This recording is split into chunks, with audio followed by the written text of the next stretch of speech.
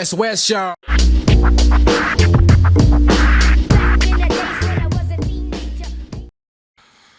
Right, brother, welcome back to the hot seat, man. This is your third time here, I think. Hey. Yeah. Yeah. But I think, the last time was probably worth like 5 times, Let's try not to do one of those ones again, My bad. Yeah, man. Now, we just talked about that, Like, it's good. It's good, though. A lot, you know, it's funny because a lot of the guests that come through, like, they always think they've got nothing to say. You know, and then they get surprised when it's like 3 hours gone by and it's, I'm late home. True. Everyone got something to say when you got a high knee or... Everyone knows how to coach the Warriors to the victory or... Hey, you know. Did you go to the game? Nah. No. No, I didn't go to the game. But, That's the team you support, Is that your team? No. No, it's not? Oh, no, of course. You did. Yeah. It's the local team. Always got to support the local team. But they come after the Broncos, bro. So, yeah. So getting over last year's result, bro. Got it, man. That's twice. Two grand finals that's happened, Score right at the end. Yeah. Well, it looks like you guys had it for most of the game. First half, especially, is the middle between end of the first half, start of the second half, Yeah. You guys were up by 3 tries, I think. Because I think when Mem got his hat trick, and I was almost like, itchy fingers to make a post, I was like, oh, bro, here we go. And then I looked at the time, I was like, 20 minutes. Yeah. Like if it was 10 minutes, I'll be like, oh, yeah, sweet. I think it's in the bag. So you weren't comfortable? Nah. So I didn't. So I got to hold back because, it's grand final, man. Like, and to be honest, like even though there was 20 minutes, like their body language was pretty gone, Penrith. Like Dylan Edwards, his head was down. Who was the other ones? Like kind of like the guys that, kind of pull up good for him. Lui's head was down. Because he came off, Crichton. I think. Yeah. He came off, He came out, and it, honestly, it was the biggest hole. And after that game, I was up until then I didn't really. It's not that I didn't rate Cleary, but I hadn't really. I just thought he's just part of a good team. He's part of a good culture. He's in the right spot. Yeah. But bro, that's probably the best example since like Andrew Johns that I've seen. Someone put a team on their back here. Yeah. At least Andrew Johns was consistent. Yeah, true. I think, true. like we've said, the other boys have said on the 135 Footy Show podcast, like when he has a good, consistent run at State of Origin, because he hasn't really. He's had one good game, and then he's disappeared game 2, game 3. Yeah, both years, sort of thing. Yeah, because Johns was like when he was in Origin, New South Wales was dominant. He had an amazing squad back then too, but like the Queensland teams that they were beating were pretty solid. It wasn't until like maybe towards the end of that run when the Queensland team was a bit scratching. Conrad Smith wasn't not Conrad Smith. What's his name? Cameron Smith. Yeah, he wasn't who he was gonna become. Jonathan Thurston, he wasn't. They were just fellas they were just coming up. Yeah. But up until that team, they were beating some good Queensland teams. And then, you'd have to say a lot of that was because of Andrew Johns. Mean as, what do you call it? Just a smart footy player, Yeah, and you're right. And when he retired, that was when these guys like Thurston that came up and just dominated for the next 10 years, 10 years or so. I was thinking, because they're most of the Kangaroo squad. Yeah. You may as well just put the whole Queensland in the Kangaroo team, all those years. Yeah. The way they were playing. Especially with Billy Slater. But I remember he couldn't even get a spot because Kamako Hunt was like, kept him out of the team for a while. That's how much depth they had. It was crazy. And I remember their first, the 2006 Queensland team. Bro, I was like, bro, who is this? Was that the Andrew Mogg that was playing on the wing? Baby, I never even heard of Greg Inglis at that point in time. Oh, yeah. I was like, bro, who are these guys? And then they end up being like the guys that just set the series on fire. I was like, damn. Well, they were the ones that started the dynasty. Yeah. You know? Even, probably most people remember I can't even remember his first name. I think it was like Andrew Bell or something. Remember the Manly centre? He was a Queensland centre in that series. Never even, like really featured much in Manly. Yeah. But for Queensland, bro, man was Superman. Something about Origine brings that out. The players then. Yo, especially in that team, I think like it's the other way for New South. They go with the massive expectation here and then hardly deliver. Yeah, because I always wondered, because when you looked at how Queensland did it, they actually hired a coach to just concentrate on the team all year.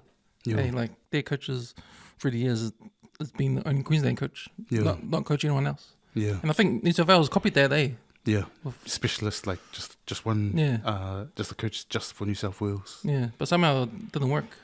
For some reason.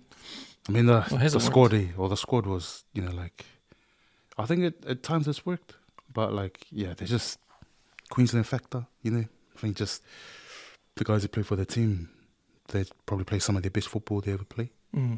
Always the underdogs. Yeah, they don't win they don't win titles with their club. But and some of them don't even make the Kangaroos in that. But when they play for Queensland, I guess that's the pinnacle for them, And then they'll play their best footy, and then that'll be like what they hang their kind of career on, And then you got like guys like Hindmarsh, bro, I feel sorry for that guy.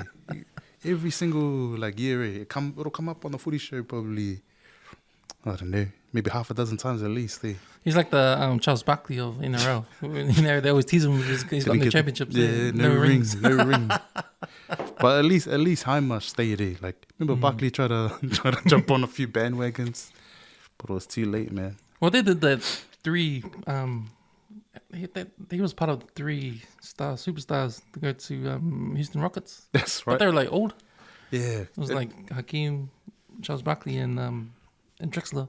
That's right. Even Robert Horry went there. Yeah, but he was there during the heyday when he was there. Right. He was there in the 2 years that Michael Jordan retired, went to baseball. That's right. So the league was wide open. And he's one of those guys like him, Steve Kerr. Yeah, those two. I think every team they played on, they won a chip with Well, Steve Kerr played in the Bulls when they won it. So he's got his first ones with the Bulls. Then he got where did he go after that? Can't remember. San Antonio? Nah. He went to San Antonio after. When I first heard of Rob Luisi, he was with Houston Rockets. That's right. Then he went to San Antonio, then he went to Lakers. Yeah, and I'm pretty sure Steve Kerr went to San Antonio as well. Yeah, he went to San Antonio. So he got chipped there as well, and then got chips with his coaching. But I think Robert Ory's got the most rings. Yeah, because he's got Lakers as well. Yeah, he's got rings with Lakers, San Antonio, and Houston Rockets too. So Houston Rockets, he must have 10 on his whole hand. He's up there, man. Yeah. For a guy that's not like the main focus, but just in the right teams at the right time. Like they call him Mr. Excuse me, Mr. Big Shot, because it was his clutch freeze. Right. Win games and that. I mean, when you mentioned that that Rockets team, the aging one, I was like, it's gonna be kind of like good Laker vibes at the moment, eh? Is that your team? Oh, I just LeBron, bro. Wherever he plays, just back that team. Yeah. But like, it's pretty hard. I never wanted to back the Lakers. Well, he's getting old. Oh, bro. But he doesn't play like that, eh? And I think, he's not he can't be that guy anymore. He needs to be not a role player. He's still but maybe like a 2 or a 3 guy, as opposed to being that guy. I don't think Anthony Davis was, resilient enough. Just like he's always hurt, eh? Yeah. It's funny because when it comes to basketball, like everybody thinks the GOAT is Michael Jordan, but Kobe Bryant's not far behind because of their attitude and their mentality. Yeah. Like that killer mentality, eh? Those guys have. If you want, because I always think about how at the top they are and how they've screwed it for everyone else. Because now you gotta be better than them. Yeah, you gotta have that, whatever mentality they had, you gotta have the same and then more. To be better, eh? To be the best, eh? They've set the bar, eh? That's tough, man. Like saying who's the greatest. Like to me, like everyone, they only think of, I guess, who's the who's the number one guy on the team. And then like they lump the success and the failure on that guy. But the reality is, like, basketball is a team sport. And like no one individual. I mean, like Michael Jordan took him ages to win a championship. Like I think he was maybe 30 or 29 or 30 before he won a championship. And no one remembers that. No one talks about that, eh? Nah. And like the funny thing is too, because so like I don't know if you know much of the Bulls history, but like Jerry Krause, the GM, like so basically he kept, because he was trying to build a team that would win the championship, and basically everyone he was firing was like Michael Jordan's mate, or you know someone that Michael Jordan liked on the team or thought was gonna take them to the championship. But anyway, so he got rid of like Oakley. He sold Oakley or traded Oakley. That was something that I think he was one of the first players that Michael Jordan was like, bruh, you're a dick, you didn't know what you're doing, kind of thing. And so like they never really had a good relationship. He always treated him like shit and stuff. But what's the name? Who's the other guy? Oh, so Scottie Pippen comes along, and he wasn't really a fan of Scottie Pippen. He didn't think he was tough enough to like you know be good for the team. So I guess what I'm saying is that like as much as Michael Jordan gets credit for his you know what he done to bring those championships to Chicago, one, they got a GM who's like bringing all these players, and you got to remember he brought in Rodman. Remember Rodman's like you know arch nemesis of Chicago all those years with the Bad Boys, and then you got who's the other guy? He brings in Luke Longley. I think it wasn't too much of a thing for Jordan, but the one that really annoyed him was Kukoc. You know, because like he was all the hype over in that Olympic Games that the Dream Team went to, and so like I think they pushed the US or something back in their tournament, and then I don't know. Was Spain in the final? Was it Spain in USA? So I think they had a game, but then like so all the hype was around this, you know, who's this amazing kid from Croatia. So anyway, so then he gets picked up by Krause, who brings him out to the Bulls. Jordan doesn't really like him.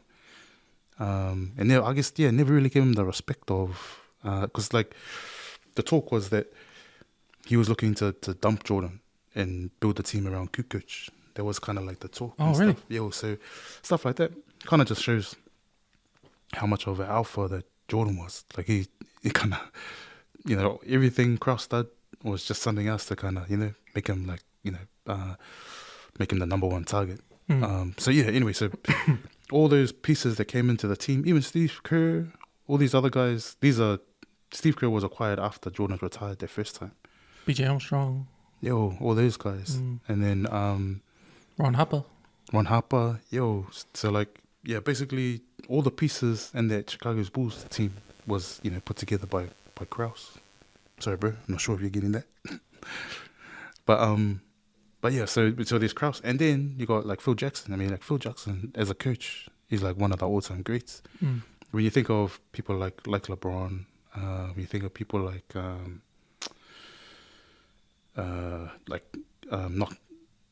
not in the same example, but like, you know, Kobe also had Phil Jackson.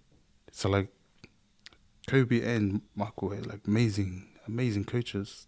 I don't think LeBron's had that. You know, so like, well, he's moved around a lot. He's had multiple. Yeah. He's had multiple, but like, in amongst that multiple, there hasn't really been like, so like, if he got coached like for this time and this era, if he got coached like Popovich, or if he got coached by Kerr, or you know, like, then you might say like, oh shucks, there's a little bit of an even playing field there, you know, like.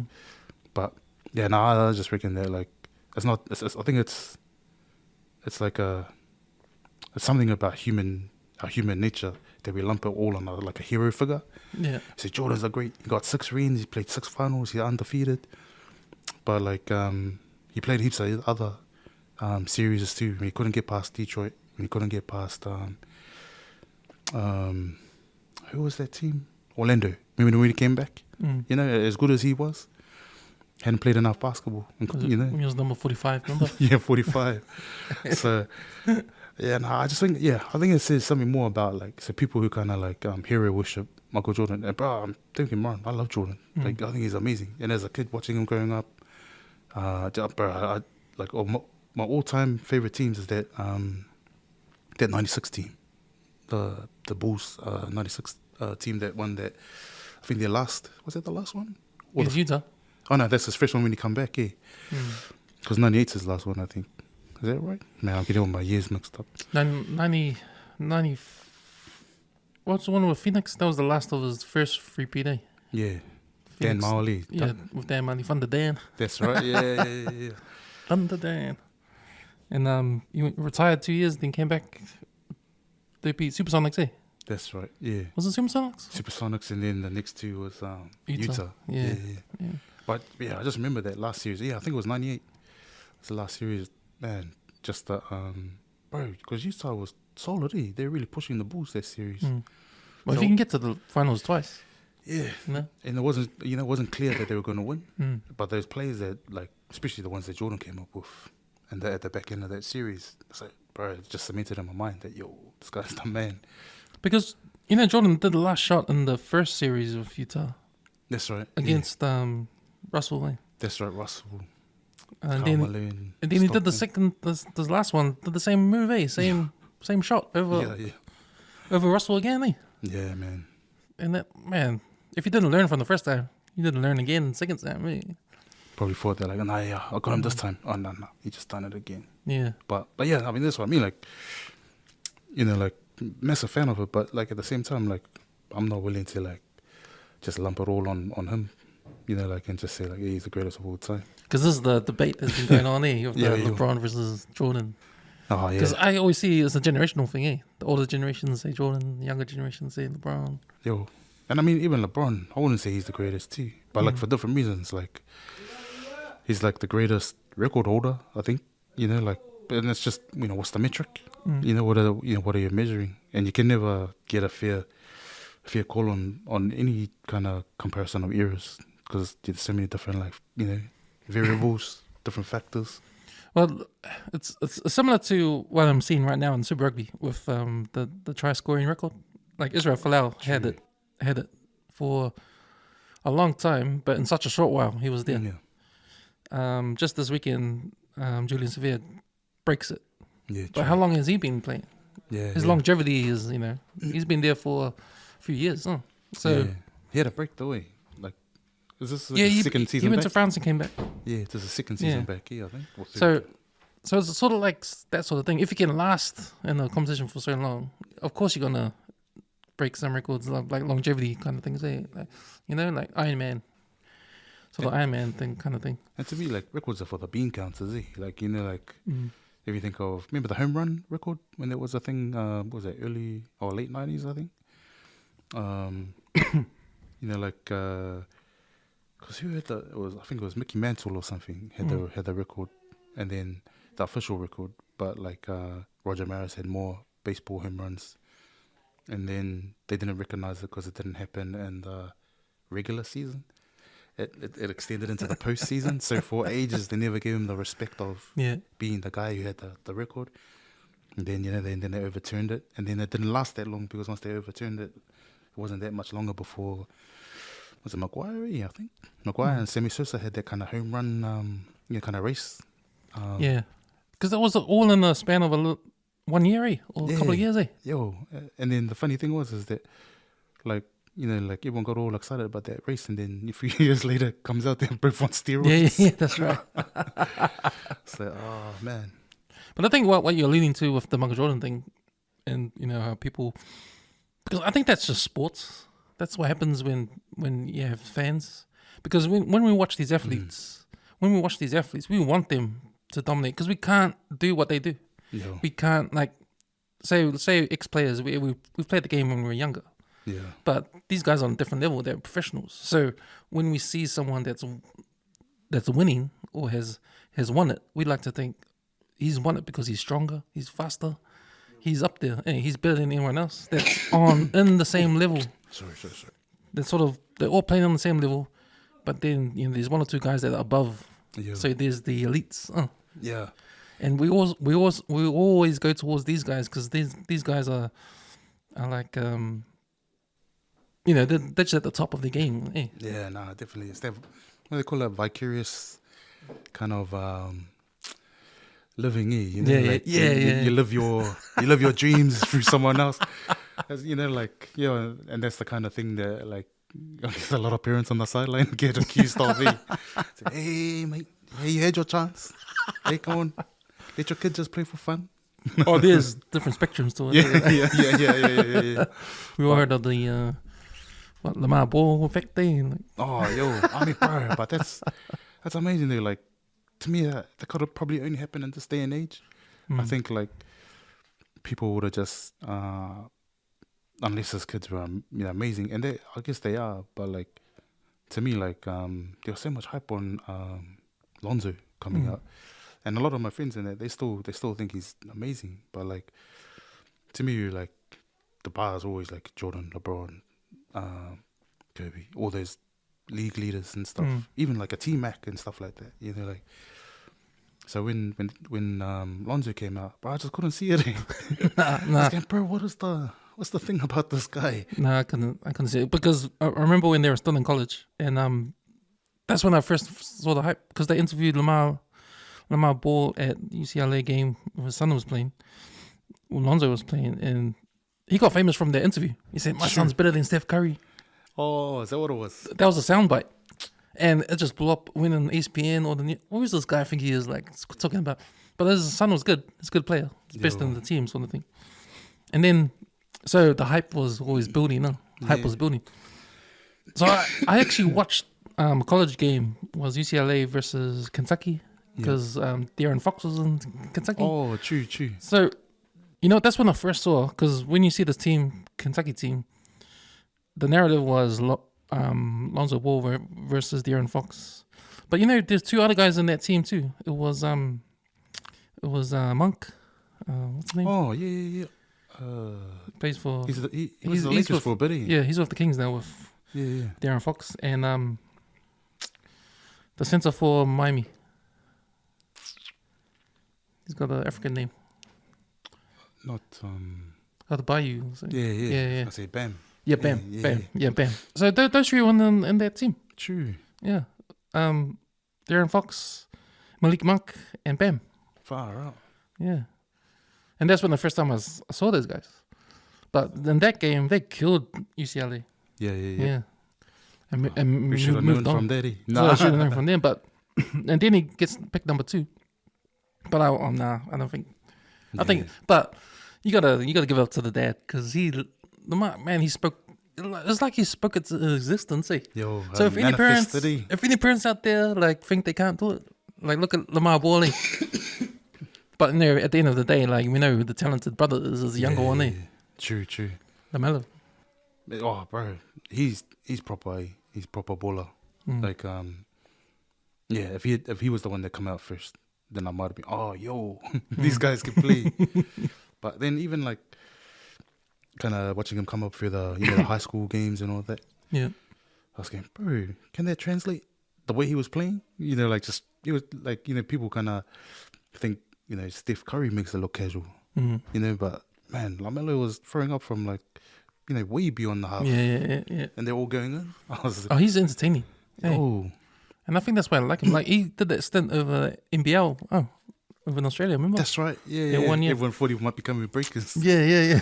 That's right. Yeah.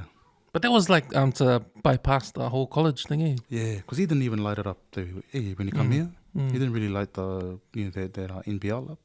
So that's why I thought, maybe it's so he can't translate or eats. But then he comes in and then just does what he does, and I think that's the thing coming back to Jordan. So then Jordan as a team owner kind of shows, hey, my man. So what is he? Yeah, good. But I was saying, so like Aussie. Jordan as as a basketball mind of how like you build a winning basketball team or basketball club.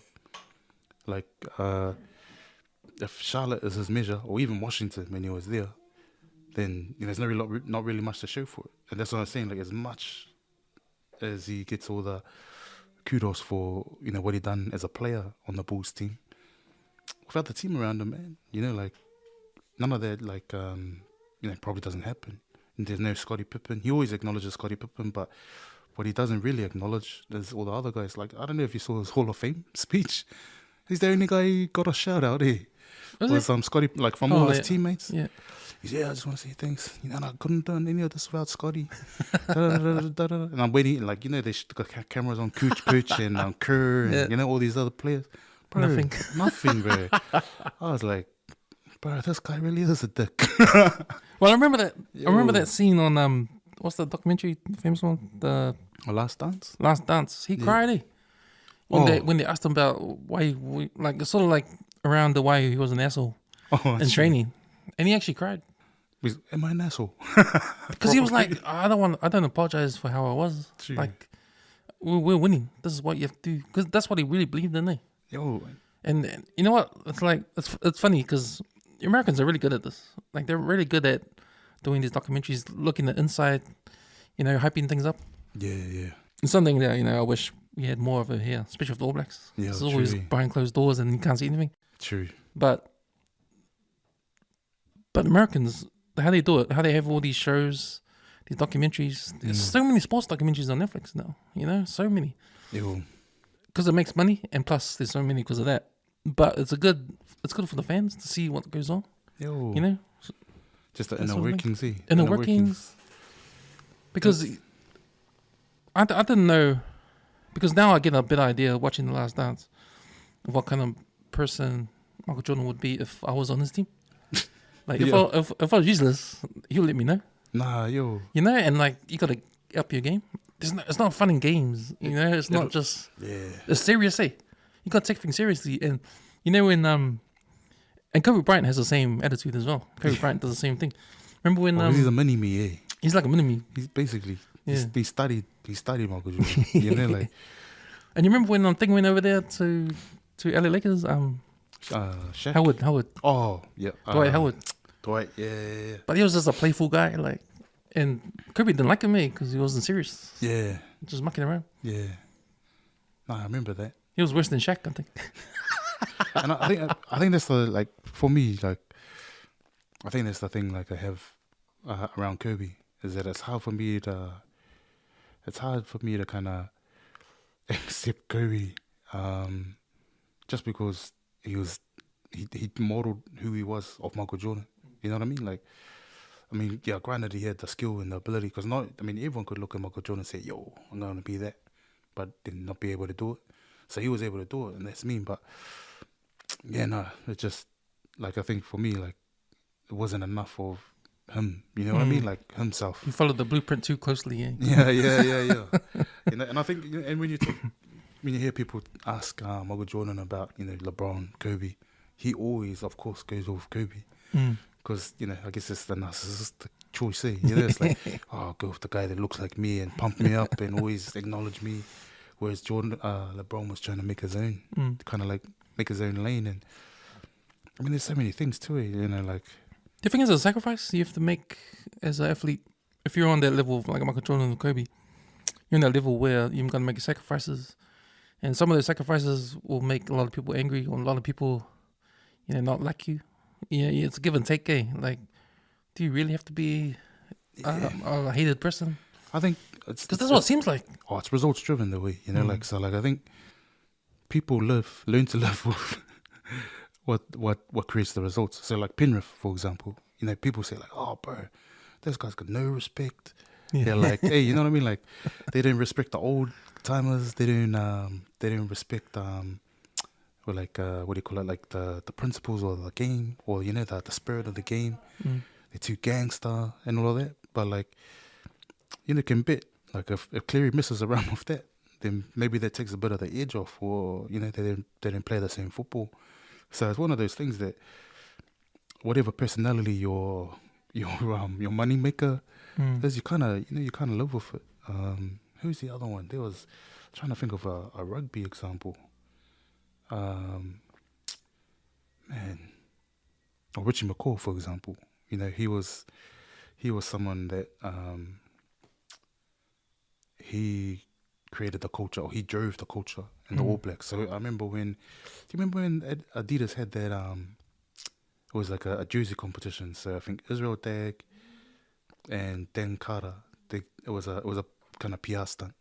So they got to design the training kit, and then the players would choose which training kit they would go with. And so Dan Carter, he designed a pink jersey, and Israel Dag did a blue one or something. So anyway, they come out. Richard McCaw sees the Dan Carter's version, bro, and it was bomb, bro. Like, you know, like if you're not a dry white guy, you know what I mean? Like if you're someone that like understands popular culture, you understand like fashion and all that, bro. Or even if you don't understand it, if you see the two, it's striking. Like the pink jersey, it stood out. It looked nice. But Dan Carter was like, oh no, Richard McCaw, he's like, oh no, we're not wearing that. That's all he said. Yeah. And then so that was it. Everyone voted the blue one. So maybe real conservative. Maybe Ma'anonu voted for the pink one. Fellas like that. You know, a few of the island boys, I think, voted for the pink one, but they were outvoted. And it's, you know what I mean? Like, if, you know, for a lot of guys, you know, like when you want to express yourself, you might be like, bro, you just need to relax. But it's Richie McCaw. What are you going to say? You know what I mean? Like, yeah. So that's what I'm saying. You kind of like learn to live with what the money makers are. But then if you think about it, that sort of fits his personality if he doesn't want to go. Because he's not like the big talker, he's not out there really. He's that. Yeah. I mean, he's more of, in terms of the media, how the media portray him, he's like the put your head down, do the work. And let the results speak. Because when All Blacks lose, he's out there saying why they lost. When they win, he's out there like saying how they won. Yeah, you know, it's true, just there's nothing extra about anything about what he does on the screen.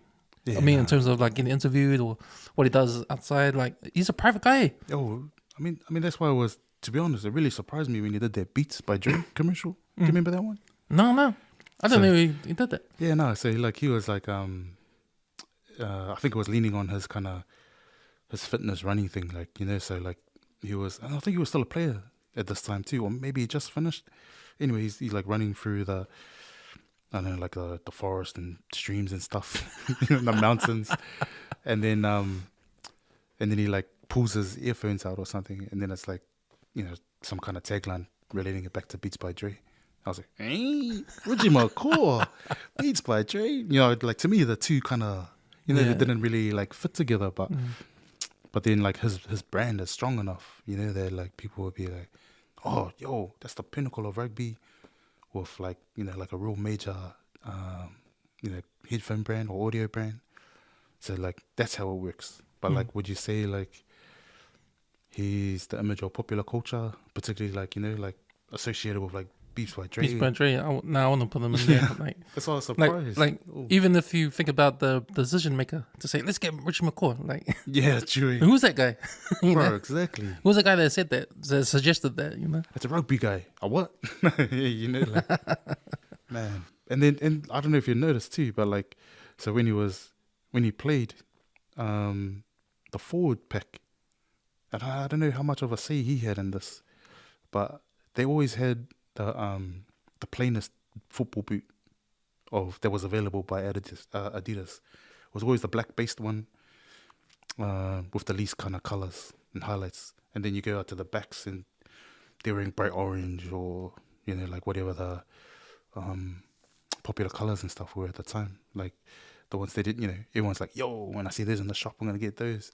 But you see the forwards, they're all wearing what Richard McCaw's wearing. The Kakayas ones. The ones the kids don't want. But, I just think, yeah. He's brought his South Island styles into, you know, the rugby culture, you know, just because he was the man, you know, he's the All Blacks captain and he's a good player and he's one of the legends.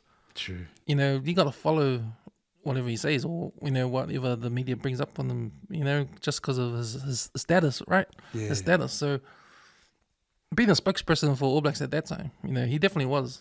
And like, I think his personality just reflects like whatever he brings across to us. Because to me, he's just another Crusader, you know, like, you know, I always have this argument, like, who's better, Michael Jones or Richie McCaw? You know, and True. Some Islanders say it's Richie McCaw. Michael Jones is a different era, like, you know, it's different. different sort type of of thing, players, different eh? times, you Different know? type of players, you know, like Michael Jones was, he was like what do you call it? Like he was like, he's out the box, eh? Like as a rugby player, he had the skill of like maybe like the hand skill or the sleight of hand of like a first five. And it's definitely the vision of a first five. He had the skill of like a centre. And his hits, And then had the strength of like, hey, you know, like he was just so unique. There's no one else like him. And as good as Richie McCaw was, like Richie McCaw is all like mentally driven. You know, he's not the best athlete. He's not the the biggest, the strongest, but like mentally, particularly at the second half of his career, you could just see that like he just had an edge to him that like not a lot of people have. Whereas Michael Jones, like he just but he just could do things in a game no one else did. Even to this day, like no one. I remember there was this one game, Bledisloe Cup test, and it was straight after the 1990 World Cup. So that's the World Cup where he didn't get selected. Oh, actually, there's two World Cups he didn't get selected. The 90 and the 95, 91 and 95 one. And, because of the Sunday thing. And then I remember the first Bledisloe Cup test after the World Cup. They're playing Australia. Australia does this kickoff. Bro, he leaps in the air above everyone and does this two-handed bat back in mid-air to, I can't remember who was there waiting from the other team, from his teammates. And then they had a good run off that. And there was just a massive indicator in there, one play straight after an unsuccessful World Cup of what the All Blacks missed in their campaign. You know, like I said, bro, who's doing that at training, or you know what I mean? Who trains for that? Like, there was just so much, bro. But because he was really athletic, man. Yo, and for that time, you see the NRL guys now, they're doing what Michael Jones did back in those days. Eh? Yo. Like you see the tries on the corner, like the acrobatic moves. The first time rugby union had a try like close to what they do in the NRL. Bro, the commentators nearly pissed their pants. Eh? They're like, what? Look at that. I was going, bro, that happens. It's been happening in the NRL for forever. I've been watching, because watching Manly Seagulls. They've got this YouTube of the preseason called The Manly Way. Oh, yeah. And it just films all their trainings and stuff. But, man, they've got actual training of them scoring in the corner. Yeah, like one by one, like doing the practice. It's actually a drill. Yeah, it's a drill. Like but they've got a mat. So they can dive and put the ball down and go on the mat. There's so many micro skills, like that we just take for granted as like fans. We're like, wow, that's mean. Like Israel Folau and his leaps in the air and stuff. Bro, that's like I think they brought in specialists to Melbourne from the AFL to train the team. Like with these special pads that, I don't know if you've seen it, how they stick it on their back. And then they jump in a way that their knee can lean off the back of the person on the ground to elevate a little bit more just to get to the ball. Yeah. And that's, obviously they still got to do it, but they kind of just accredit it to the player a lot of the time. But man, they do so many micro skills to do these things. And I think there's a good one. I think there's a Gold Coast Titans video of those scoring in the corner drills, where you just see like all those like the flash guys all doing mean ass aerials into the corner and stuff. Yeah. And so like it only makes sense that they do that in the games. I like what you said, the micro moves, because you can't do these, like, NRL is so competitive, right? That you need the edge all the time, right? And when you think about the Storm back in the days, how they brought wrestling into the game, when they get the guy down and they try to try and like slow it down, but that's what the innovation is, to think outside the rules. Like here's the rules. How do we get that 1 inch? But we're talking about seconds here. Like seconds of or maybe inches or seconds, in one play. In one play. Like it doesn't matter if it's a millimeter more. You do it exactly because it might be the difference. And you see it because I think the boys alluded to on 135 footy show with Penrith Panthers, how they seem to get that extra 3 or 4 seconds when they take off, when they catch the ball, more than anyone else. Yeah. And they probably practice it. Oh, definitely. They're practicing these things, eh? Definitely, man. Like, I mean, even the mechanics, like for kids who are like junior footy, by the time they're 10, approaching like mod football, which is when they stretch the field out and they start playing, a game that resembles more like what we see on TV. They already got play the ball tech. If they're well coached, all those kids have the mechanics of how to play the ball quick. They know how to. If someone's on their back, they know how to get to their feet quick. If someone's on their legs, they know how to push up quick. Like and we might say it's nothing. Yeah. But it's something, eh? It's like what I was saying, like it's those seconds, eh? Exactly, man. And millimeters. But then when you do it consistently, those seconds add up to multiple seconds, and then you get things like Jordan Ricky not pushing up on the inside in the grand final. Then trying to bite too late, and then it ends up overcommitting and lets Cleary through. It's still raw, man. It's still raw. Haven't let it go yet. Yeah. So I can see you're a Broncos back in the day, back in the Winfield Cup days. Oh, bro, it was Steve Renouf, bro. Yeah. Steve Renouf, he was the guy. Like, just a beautiful player to watch. Like, full stretch running down the sideline. He had a running style that just looked effortlessly. Yeah, I hated him. He was my guy, bro. Like, but it's funny too. Like, so Steve Renouf. So there's a good mate of mine that went to school. I don't know if you knew Andrew Wynyard. Is that John Wynyard? Just trying to think. No, he's the youngest. So yeah, maybe. Anyway, like so. His brother. His brother. Rodney. Older brother, Rodney, and Moana's sister. Anyway, like so, Andrew. So he was a good footy player. He's from Seagulls. Was in the St George system. And then went from there to the London Broncos back when Harlequins, before Harlequins took over. But anyway, like, so I think he's playing in the Super League. It's the back end of Renouf's career, so he's playing for Wigan. And then he shows us this videotape of him running over Steve Renouf because he was playing second rower. Yeah, runs over Steve Renouf and scores a try. And we're all celebrating, bro, you're the man. This is me, like one of the bros from the neighborhood, playing in the big leagues over in the UK. And then we watched the rest of the tape. I think Renouf scored 3 tries on him. But nah, a couple of things. One, just because Renouf was his hero as well. So like a lot of what he based his play on was him. So to be able to score a try on him was me. But even for us, just to see one of our own, from the Seagulls, put one over on our, like our big heroes, really, when we were growing up. I was like, wow, that's awesome. That's awesome.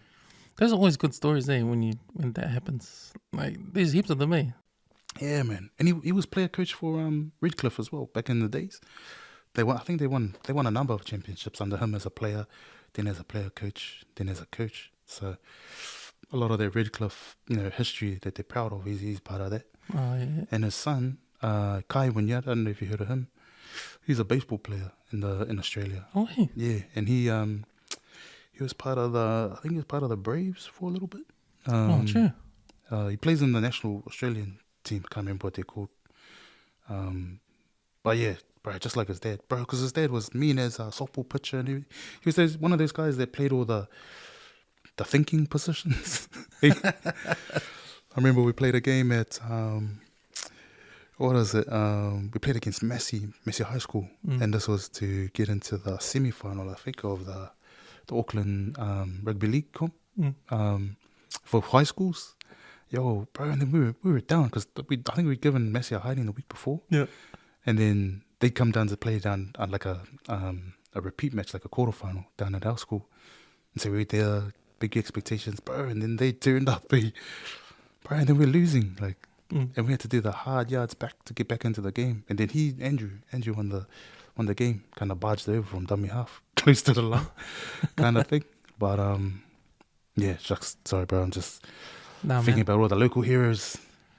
Yeah, like, yeah, still doing good, man. He's just following his son's career now, I think. Yeah. Oh, yeah. So there's a wood chopper guy. That was his cousin as well. You know, so pedigree stuff here, you know. It's in the genes of their family. So wood chopping like competition. Yeah. What was the name? Was it Ty Wynyard? Oh no, he's the basketball player. He's the basketball player. Was that the same family? I'm not too sure, but nah, the wood chopper guy. I'm trying to remember. He was like a world champion. Do you remember that guy? Something Wynyard. Must have came on 7 Sharp. Nah. He was famous, bro. Like, yeah, really famous. Like a lot of guys knew him. But he recently passed, maybe in the last. Oh, real? Yeah, in the last year or two. I think he had some cancer or something. But yeah, nah, he was yeah, nah, I can't remember his first name.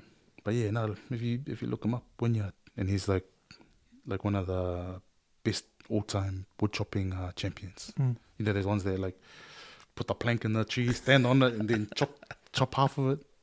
I used to love watching those back in the days. Yeah, like when they come on TV, like the wood chopping, like you stand on top of it and chop both sides. Yeah, that's the one. Yeah, and then you just falls down in it, and then you jump down to the next plank. Yeah, that's right. Yeah. or you cut the hole so you can put the plank in and you step on top of it and next That's one. right. Yeah. So yeah, nah, that guy. Man, I can't remember his name, man. I'm gutted. That's probably one of those New Zealand kind of sports, eh? Yo, even if you look up like great New Zealand champions, he'll be in the convo. That guy. Yeah. Yeah, nah. My bad. Sorry, woodchopper Wynyard. My bad. So man, what's been going on, man, in the hood, man? Like, man, what's been happening, man? Like the last time we met, was it down at the mall? You had your store. Yeah, store. Yeah. But that was we were talking and that was going good, eh? Like, yeah. So how long have you guys done there? For a month or two? About 16 days. So not maybe it was a bit more, maybe 20 days. But it's just enough time for, I guess, the stock and inventory that you have. Like, obviously we'd love to be open like longer, but yeah, like for a lot of people who sell stuff in there, it's it's pretty much a trial. They're just kind of testing out their ideas on the market. So a lot of people would, if they're selling already, they'll be selling in markets, or they'll be like I guess, when there's a Saturday event or like a night market, they'll be selling at a stall there. Sorry, bro. They'll be selling at a stall there, or they'll be selling online already.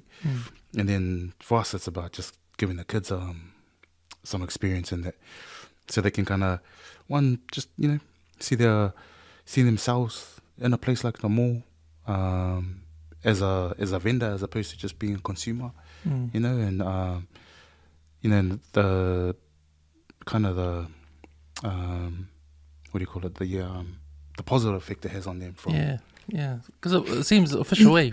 If I can imagine myself in the kids' shoes behind the counter in the mall, like, man, this is my own store. This is my store, man. Like, I'm selling stuff from the mall, definitely. And then like their mates come in, like, is this your shop, or is this your stuff, or and then there's that. But then also when people buy their stuff, especially when there's people they don't know, they're like, bro, people like my stuff. And then we're just there trying to encourage and go, oh, yo, that's solid, that's good feedback, what have you learned, about yourself, what have you learned about entrepreneurship, or what have you learned about business, and there's just hearing their reflections as me, like, I think the biggest thing for them is like that people are interested in their stuff, and I'm like, well, like if you don't make it, probably doesn't get made. And that's the point of the shop being here in Henderson, was that usually we'd have to leave town to kind of find something, drive across south, kind of find the stuff that looks like that, that looks like us. So it's been me, bro. And that was the fourth kind of pop up we've had in the last 3 years, I think. Because it's only one of the things we do. Obviously, we'd love to do it all the time, but just don't have the resource or the capacity or staff in that. So what it is kind of like a platform, to for creators of local creators, Pacifica creators locally that come in if they produce stuff like, I don't know, like they make clothing or make, I don't know, some gifts, or it can be anything. So you provide the store that they can come in and show their stuff and sell their stuff through your store. Yeah. And it's a community effort too. Like so, obviously, there's only so much the kids on their own can like fill out a shop with. So then we put the call out to the rest of the community and say like, hey man, we put this thing here. So it's not just about supporting young people, but it's also about supporting like just our Māori Pacifica community in general, so that we all get access to those experiences and learnings, but then we share the load of it as well. So someone who comes to look at my t-shirts will see someone else's earrings, and someone who comes to see their earrings sees someone else's food offerings, like, and it's just, we're trying to have like a collaborative kind of approach to business, because on our own it's probably going to be too hard. We probably don't have the resource or the capacity or just the reach in terms of who we're connected to from having a following and stuff. So it works really well. And the good thing too is the community, man, just the response for it. It's me, and they this is me when you open. And like, oh yeah. And then they're like, oh, you'd be here after Christmas. And we're, oh no, we're only here till Christmas. It's just a like short-term pop-up, and we just explain it to them, and they're like, oh man, you guys should stay open. So if you were gonna please the person that asked that question, like what would it take, like, to like be like permanent? I think so. At the moment, with the model that we have, it's just a pure platform for giving it a go. So as an organisation, we don't make any money off it. Everything that comes in, so like for example, we have an admin fee, and the admin fee pays for everything that when I say pay for everything, it makes the contribution to the running of the store. So the store's Like got to the rent. So the store's got to have staff, it's got to have a point of sale, subscriptions to the platforms that we use to create an inventory.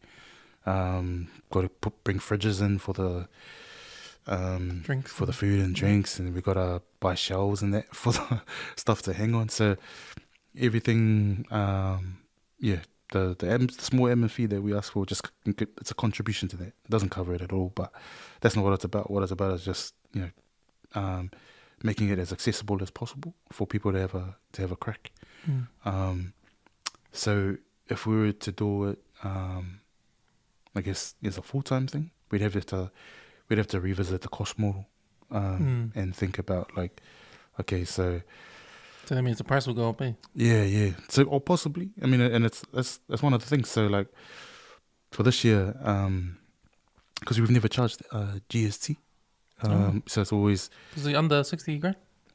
Yeah, but like there's some kind of what do you call it, like accounting laws and stuff. Then basically what happened is that we ended up paying GST on behalf because it just worked out that way.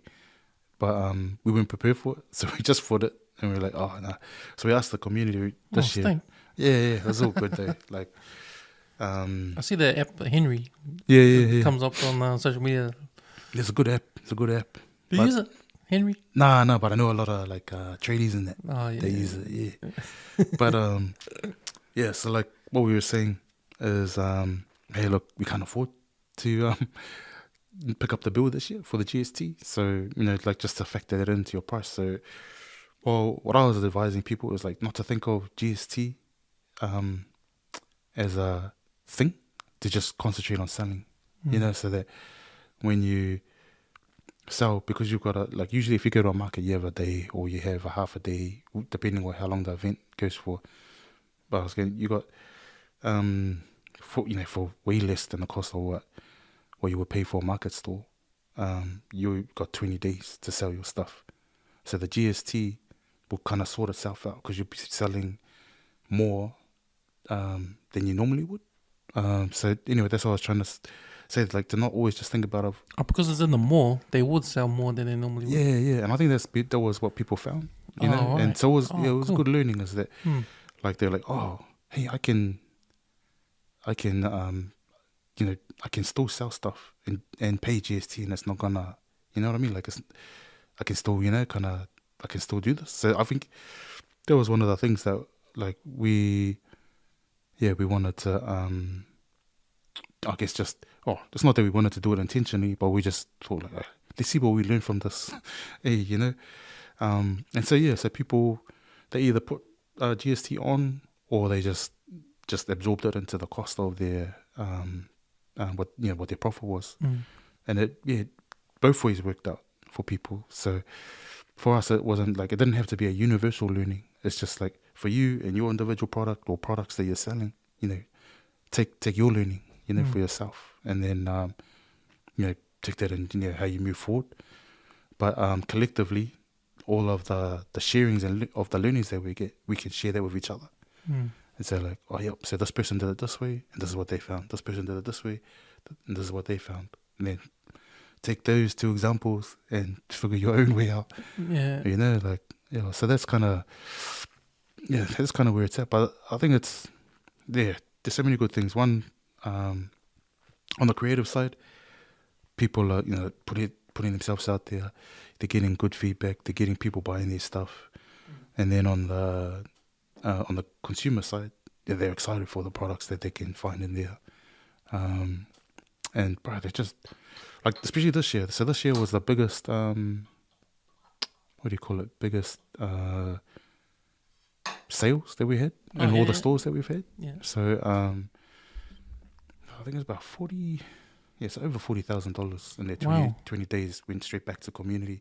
So hopefully they made some people a good Christmas, or maybe not, because they didn't get paid till after Christmas. But you know what I mean. You know, made the summer a little bit, you know, more enjoyable, or, you know, hopefully they reinvested some more into what they're doing, and think about maybe upscaling the operation. So where'd you find the creators? Are they established? Already established? A lot of it's in our network. And then Jordan from work, Jordan Polima, but he's the big driver of it. So he just reaches out to community, lets people know. If he hears about something that's going really well, he'll hit those guys up and say, hey man, just letting you know, we're doing this thing here. We've been doing it for a little while. You know, if you want to jump on the platform. And so at all levels too. So some people are, they've been doing the kind of side hustle thing for a little while, but been doing it a particular way. And so when they come through and have the experience and open to what everyone else is doing, then, you know, they're like, man, shucks, I've learned so much in this little, you know, little time. You know, I think that's the biggest takeaway, the learning, because you were in the commercial setting, proper commercial setting. Yeah. You know, in retail, you're in the mall. Yeah. Like, who goes to a mall? Like, everyone's at the flea market or something, or pop-up market or something like that. But actually, in a vacant part of the mall, like, and that's I mean, that's big up to West City, you know, because like I don't think a lot of malls are prepared for us, to be honest. Hey, you know, or they have like a real kind of expectation about what they want things to look like. I'm not talking our operation down, but like I'm just saying, like, I mean, West City make it so easy. They're like, oh, yep, sweet, you can have space. What do you need? And I think the only thing really that I would have changed in the shop this year is probably just the floor. Oh yeah, it was old. I didn't even notice. Yeah, no, old. That was a good thing. Like once all the things filled the shop out. Yeah, it was hard to kind of see it. Oh, okay. Yeah, but like when we're standing in the empty store looking at that old AstroTurf. Yeah. Oh, okay. Well, I was like, damn. I was like, flip. But yeah, shucks. I mean, and the good thing too was like, so we normally would be upstairs next to Foot Locker. That's normally the venue we would have. You guys been up there before? Yeah. Oh, okay. And so we thought like, oh yeah, this prime, because you know there's Foot Locker, there's Sterling Sports, there's the food court, there's the movies. It's like it's a good It's a foot, good spot. foot traffic, Yeah. bro. But when we went downstairs, bro, it was way busier. Really? It surprised me. It was way busier and it had like a real more diverse foot traffic. So I wonder why. So I was like, oh man.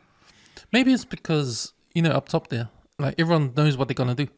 True, yeah. Like everyone's walking to the movies, walking to student sports. Like Specific stores, yeah. everybody in their head. True. There's more traffic, but everyone in that traffic knows where they're going.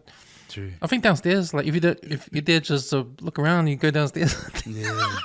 Window shop. True. You get more window shopping downstairs, I think. And I think the venue, like, because currently it's a playground there, so it's got like clear windows, so you can see in, and then there's quite a big doorway. Whereas when we were upstairs, it was a little bit like we were almost like in a little cave, and you had to be brave to walk in, to check out what was going on. But yeah, no, it's a really mean experience, and like I said, you got good props to Jordan, even like the staff too. They're amazing. Shani, Shiloh, even though she wasn't there this Christmas, like she's been a big kind of shaper in the work as well.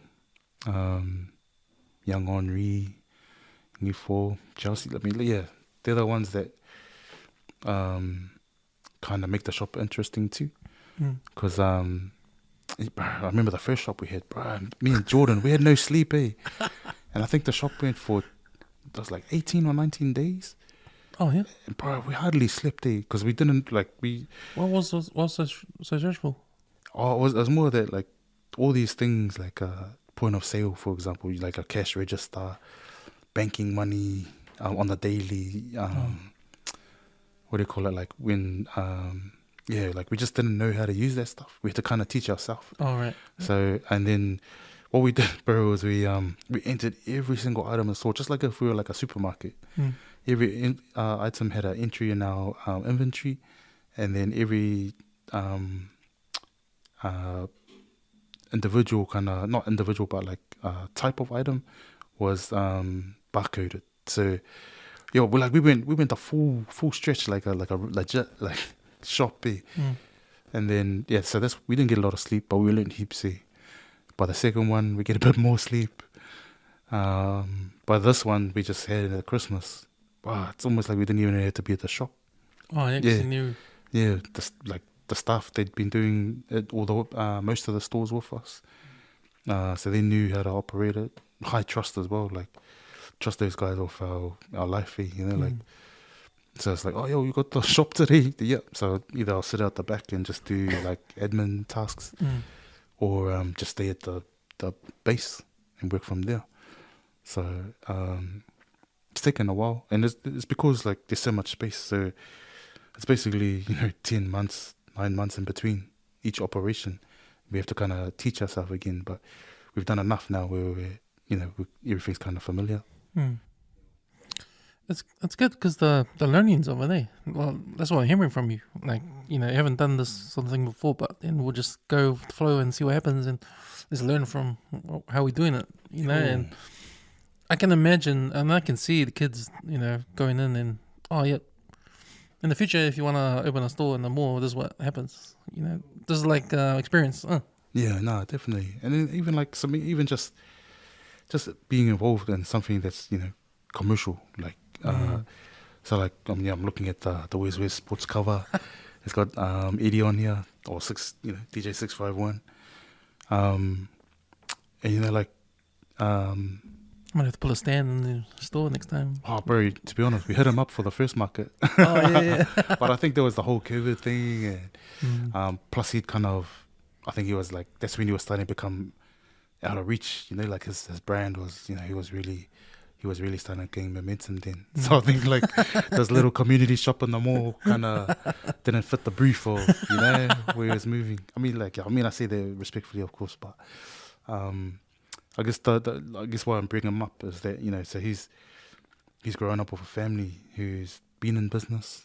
He's grown up in a family who's been in music, and so he's had those examples. He's had those opportunities to be like, bro, this is us. This is what we do. And I guess that's what we're trying to do with the platform. It's just make business us as well. Yeah. Like it's always like we've always done that, but in a particular way. Like so this is just a chance to like just test out different mediums, different ways of approaching business. Because bro, we're the kings of like fundraisers. Hey, that's business. To be able to create 400 plates of food and sell it for a particular price and make sure everyone gets their food and they're satisfied enough that when you have another fundraiser, it's not a hard sell. Like so. Yeah, I guess that's what I'm saying. Like just using Eddie as an example. I'm sorry, 651 as an example. That like he's seen his family be music. He's seen his family be business. And so he knows, like, bro, that's me. Whereas I think for a lot of kids in that, they don't have that to kind of like reflect on, see themselves and go, oh, yo. But it's also about surrounding yourself. Yeah, with that kind of environment, like especially the business kind of stuff. Because you're right, because as hustlers, like we're good at fundraising, the hustle way. Yo. But something like this, something like the mall and shop is like doing it. It's like okay, you're hustling, but the next level is actually register yourself as a business. Like go through go through the books, Hard.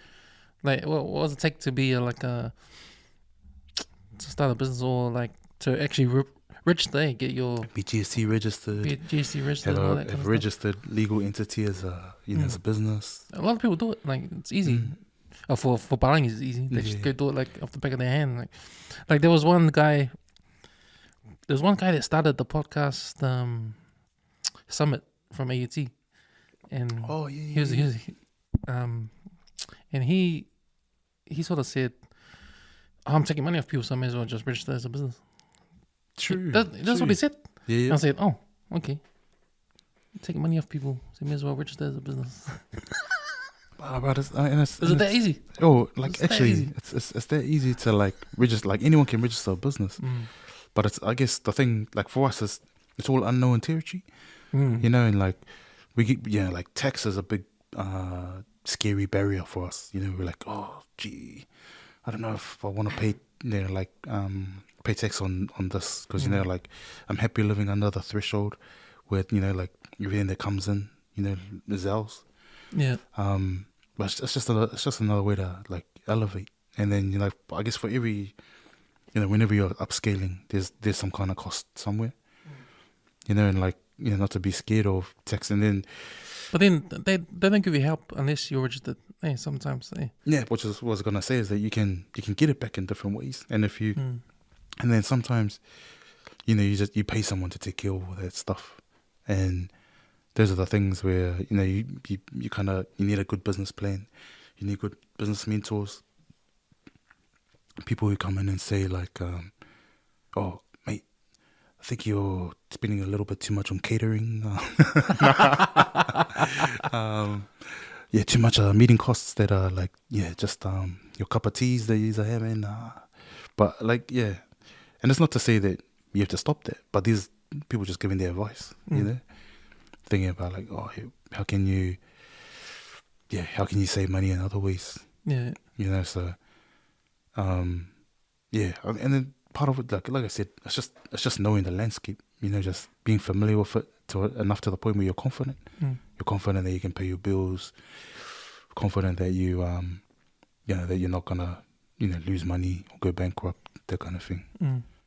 Is this a part of your work that you're more focused on doing now with the kids in the area? Like what you're trying to do with doing this pop-up store and all this kind of stuff? Because it is important. Yeah. Because there's always conversations. We've had conversations on this podcast before, like how we never got taught how to use finances at school. Everyone says that. No one teaches you about money at school. No. You have to learn for yourself, sort of thing. And like when it comes to our people, like we start from scratch with our parents and that. But who teaches us? Unless we're actually in the business, or we actually start when we start working. It's either up to us to learn the business and then carry it on or something like that, or even be good with money. Like And that's the thing, like I think a lot of our experiences like paycheck to paycheck, so like having that having savings is a luxury, being able to invest is a luxury. And it's just one of those things where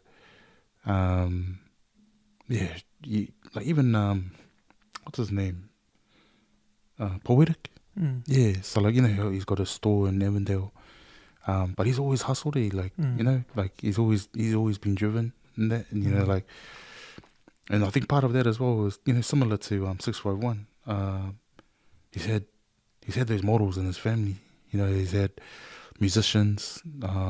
He's had like the Parkers run so many businesses in Samoa, not just in Samoa, like in New Zealand, America. Like, so it's whatever you can connect yourself with to give you the confidence, to one, give it a crack, and then two, kind of know what you're doing faster. Like, so I think that's the thing, is that what we don't know is what kind of scares us. It's like, man, how does this tax thing work? Or man, how does how do you register a business? What are the costs? Like, because we're always kind of naturally talented at stuff and good at making stuff, good at selling stuff. But it's more the technical side of stuff that we don't know. But then when you think about how how culture is kind of like appropriated at times, so people will sell our stuff and we'll buy it too. Say for example, like how many $2 shops out there selling our stuff? Oh, hard. Or the who? Yeah, exactly. So it's like like this is our IP. This is our cultural IP. That's being sold by other people. So, but we don't tend to complain about it. We're just happy it's $2. Yeah, true. And it's there, it's accessible. I mean, and that's another thing, like, because then just because someone's your cousin or your uncle or your auntie or something like that, we all think, oh, yo, discounts. But just understanding, like, bro, man, if you want to support. Hey, like, whatever the price is on the tag, pay the price on the tag. Like, it's there for a reason. Like, it's not just random that people just, I think I'm gonna charge $10 for this plate or $20 for this plate. Yeah. It's like, it's attached to like the cost of that plate. It's attached to trying to stay going the next week. Like, it's just like, don't skimp when we're trying to support it. When we're trying to support our like go 100. Even with food, like our food and that, there needs to be. I don't know why there's not our food out there. True. Like how many Indian butter chicken places out there? Yeah, I know. How many sushi or places out there? And it's hard. It's hard for you, bro. Like, cause to me, like, it just puts you to sleep. Like, our food, it's one of those ones. It's Sunday roast kind of mentality. Like kongai. Yeah. You have the big feed. Well, we could do it like the Americans do with the low and slow barbecues. Yo, because they only have it at lunchtime. They don't have dinner because it's too rich. That's right. To have it for dinner. It's only cooked in early hours of the morning, served at lunchtime. That's right. And that's it. And it's sold by they shut by like 2 or 3 o'clock. Yeah, and that's it. Yeah. And they cook again that night like for the next lunchtime. Thursday to Sunday or something. Yeah. Yeah, and it's only lunchtime. True, you might be onto something. Maybe it's just a model. Maybe we haven't sussed out. Yeah, because I've seen some of these barbecue places open late. But true. But if you love that low and slow brisket and all that American barbecue food, if you love it, you know it's rich as, man. Yo, like you get a plate with 2 slices of brisket. You think, oh, what the hell? It's only 2, but you eat it, man. You're full. Like, it's a lot. It's a lot, man. And I think that's what island food is like. It's a lot. Like you can eat a lot of it because it's so good. Like, man, I don't know how many kind of different cultures doing island food mukbangs that I've watched and they all rave about it. Like, so there's definitely like market for it, but it's also like you can't eat it every day. No, you can't eat it. No. So like that's got to be part of the model. Is that like factor that into the price? If you can't sell it every day, that shoots the price up. You know, and like, and for us as well, like to not be stingy about like, bro, like, you know, how much do we pay for a steak? You know what I mean? Like, how much do we pay for like a like some of these flash burgers these days? So, bro, just pay if it costs what the price is saying on the tag, then just pay it because it's probably good. You know, like that's probably why the price is there. But then also like it's supporting our people. And then I mean, like, you know, anyone who does well, we all do well, inspires someone else to have a crack. Like, I mean, like there's this family that sell utai in the store. Honestly, like I think their product is like good enough to be on the shelves. Oh, really? Like everywhere. Yeah. Package them, put them in packages. Oh, hard. Like and there's, bro, they've got this berry flavored one, strawberry. Honestly, like there's it's like it's so unique because I've tasted other ones, but whatever their recipe is, they're on, and I just think they're sitting on something like they could, you know, really be special, you know, like in terms of an island made product from West Auckland. Yeah, it's just that I guess, you know, figuring out what to do, or even figuring out where they want to go with it. You know, if it's just you know, what they're doing currently, then that's all good. If that's, you know, if that's meeting the need. But man, you know, like there's things that you taste in your lifetime, and then you're like, oh man, this is like special stuff. You know, like there's stuff that you would drive across town for. You know, that I'm pretty sure, you know, if more people got to taste it, they probably, you know, line up for it. There's that Blue Rose Cafe in Sandringham. I think that they have island food in the pie. Yeah, you know, the OG, honey pie. You know, and it's like, man, if you want that taste, real quick, you know, you get it in the pie and you go over there and get that taste. You know, like your quick fix thing. Oh, and they're the OG of that because, you know, I think everyone sells a version of the corned beef or palusami pie now, but they're the OG of kind of, you know, like merging the cultures, of our love for pies and our love for luau as well. But and they, man, because I remember the first pies, they were good, but they really perfected the kind of ratios and stuff. Right. Gee, listen to me talking like I'm a food critic. Cut it out. But I don't know. That's bro, my favorite's the boil up pie. Have you had that one? I had the honey pie. Is that the same one? Nah. So the boil up, bro, it's just, I don't know. It's just the ingredients are just so like perfectly balanced, man. Like perfectly balanced. But like that, they you know, the seasoning is really nice, and then it just blends well with the pastry. But yeah, like all their pies are nice, but to me the boil up is number one. And I noticed, I think Lisi and Timpervise did an episode there. Oh, okay. And that was their reaction to the boil up pie too. So it's, like once it's on the shelf, it doesn't last long. But what's the name? Yeah, I mean, anytime I can get a corned beef and luau, anytime I get one of those pies, I'm in there. When I was living in Samoa, I was working in up here in the office, and every Thursday and Friday, the umu man comes around with his sack of umu he cooked. He sells it to all the officers in town. So he comes up the stairs and he comes up, umu man's here. Oh yeah, sweet. It's like $5 is the most expensive one. True. Or that's cheap. 2 tala, 3 tala, 5 tala. Wow, you know, man. But man, nice man. Like, yo. Yeah, I miss that guy. So I think, you know, like going back to the Blue Rose thing, like I think that's one of the things that, like, say if you know that, you know, if you have a model where it's limited access, you know, to the umu food or like island food, like that's something you can that's something you can make work. But then I think the other thing too is like Blue Rose is showing us that you can improvise. Like you can take our food and evolve it, you know. And then so like like there's so many foods that are just easy to eat on the run. Like island foods, not usually one of those food. You need a fork usually, and a plate to eat sapasui or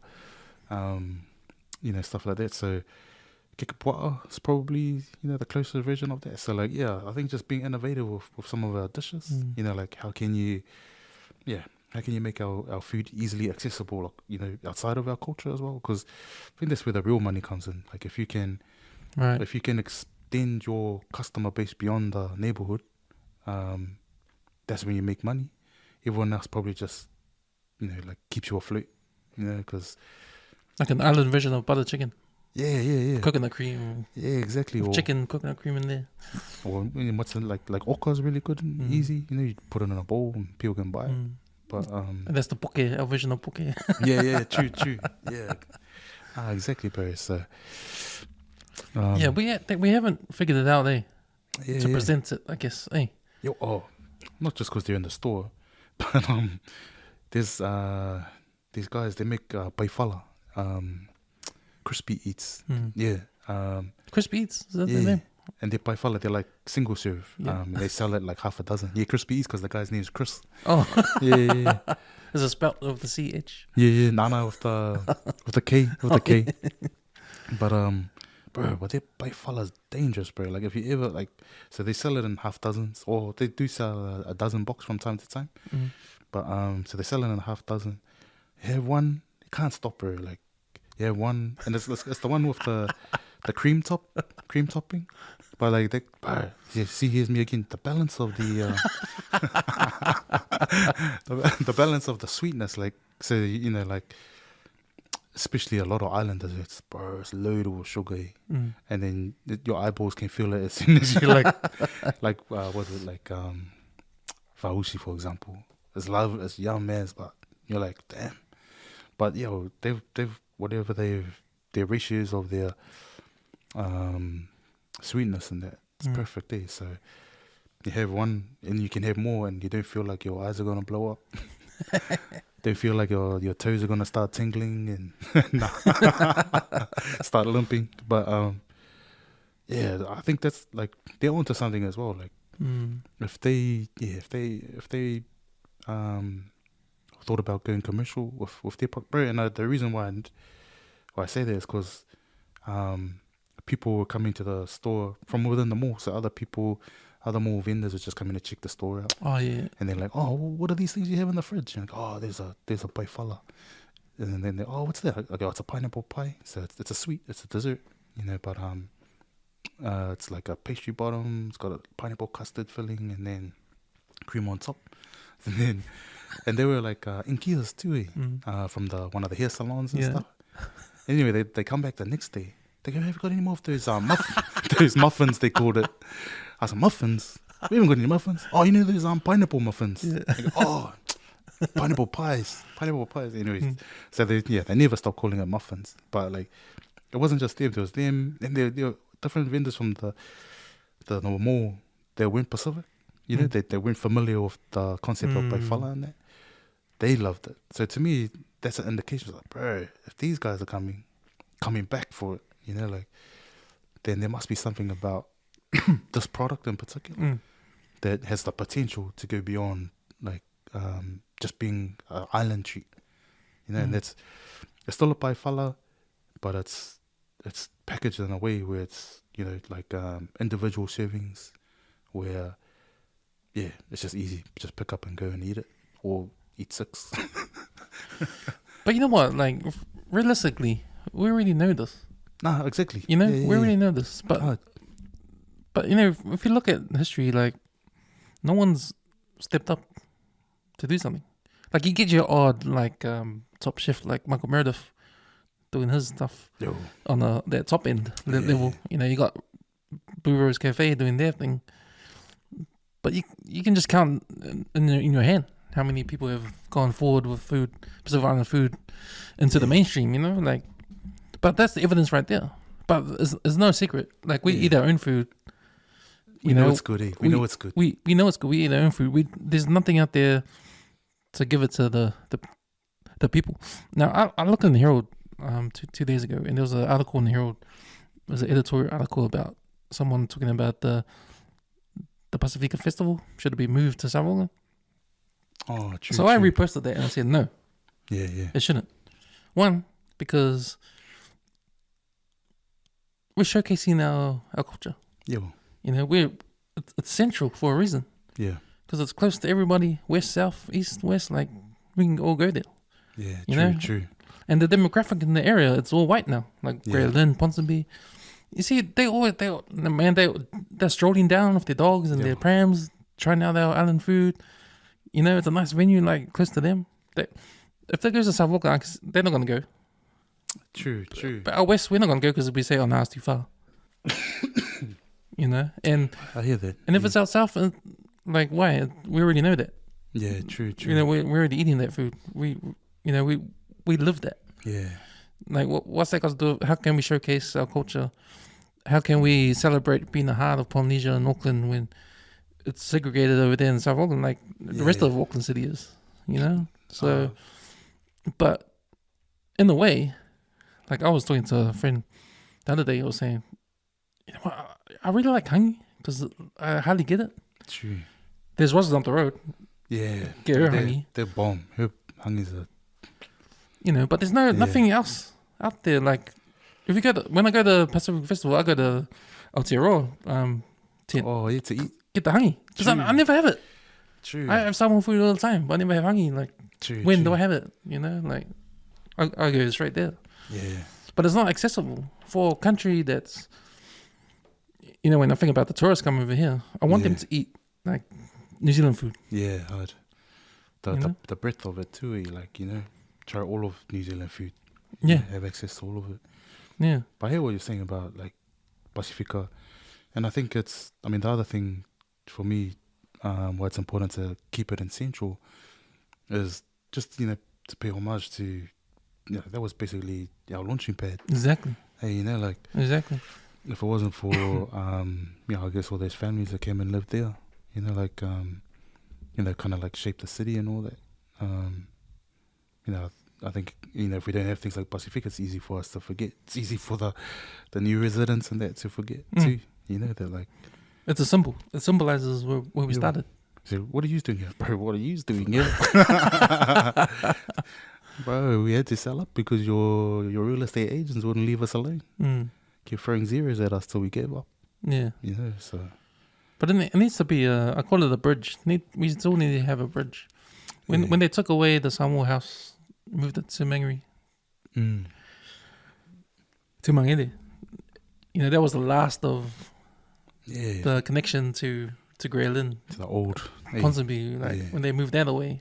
Because that was there for ages. Up until... It was there in the 90s. It was there in 2000s. Yeah, man.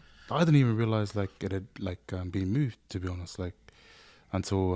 the file is still there, but they've moved the offices. Yeah, but that's what I mean. Like, because I knew the file was still there. And then, I got an invitation to Fale Samoa. So I'm thinking, oh, yo, in town. It's in Mangere. And they go, no, in Mangere. I was, hey, no. Oh, okay. And then I went and had a look. I said, no, the file is still here. I wonder what they use it for now. Because, pretty much, I think that's before PRC Newton. I think that was the meeting place, you know, for church and all that kind of thing. And, yeah, there's just so much history there. I know they had some kind of event there last year. I don't know if you saw that one.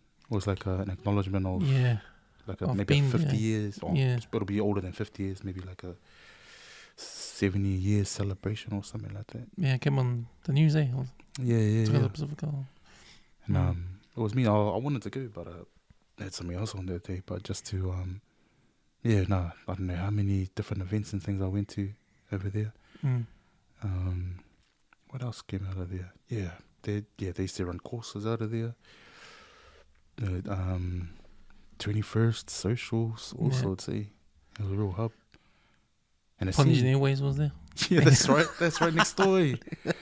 But it seemed massive, you know, like, you know, when you think of the scale of Auckland, how much it's grown. Like back then, Fale Samoa just seemed so big. Yeah. As a venue. Yeah. And then when you look at it now, like, wow, it looks tiny.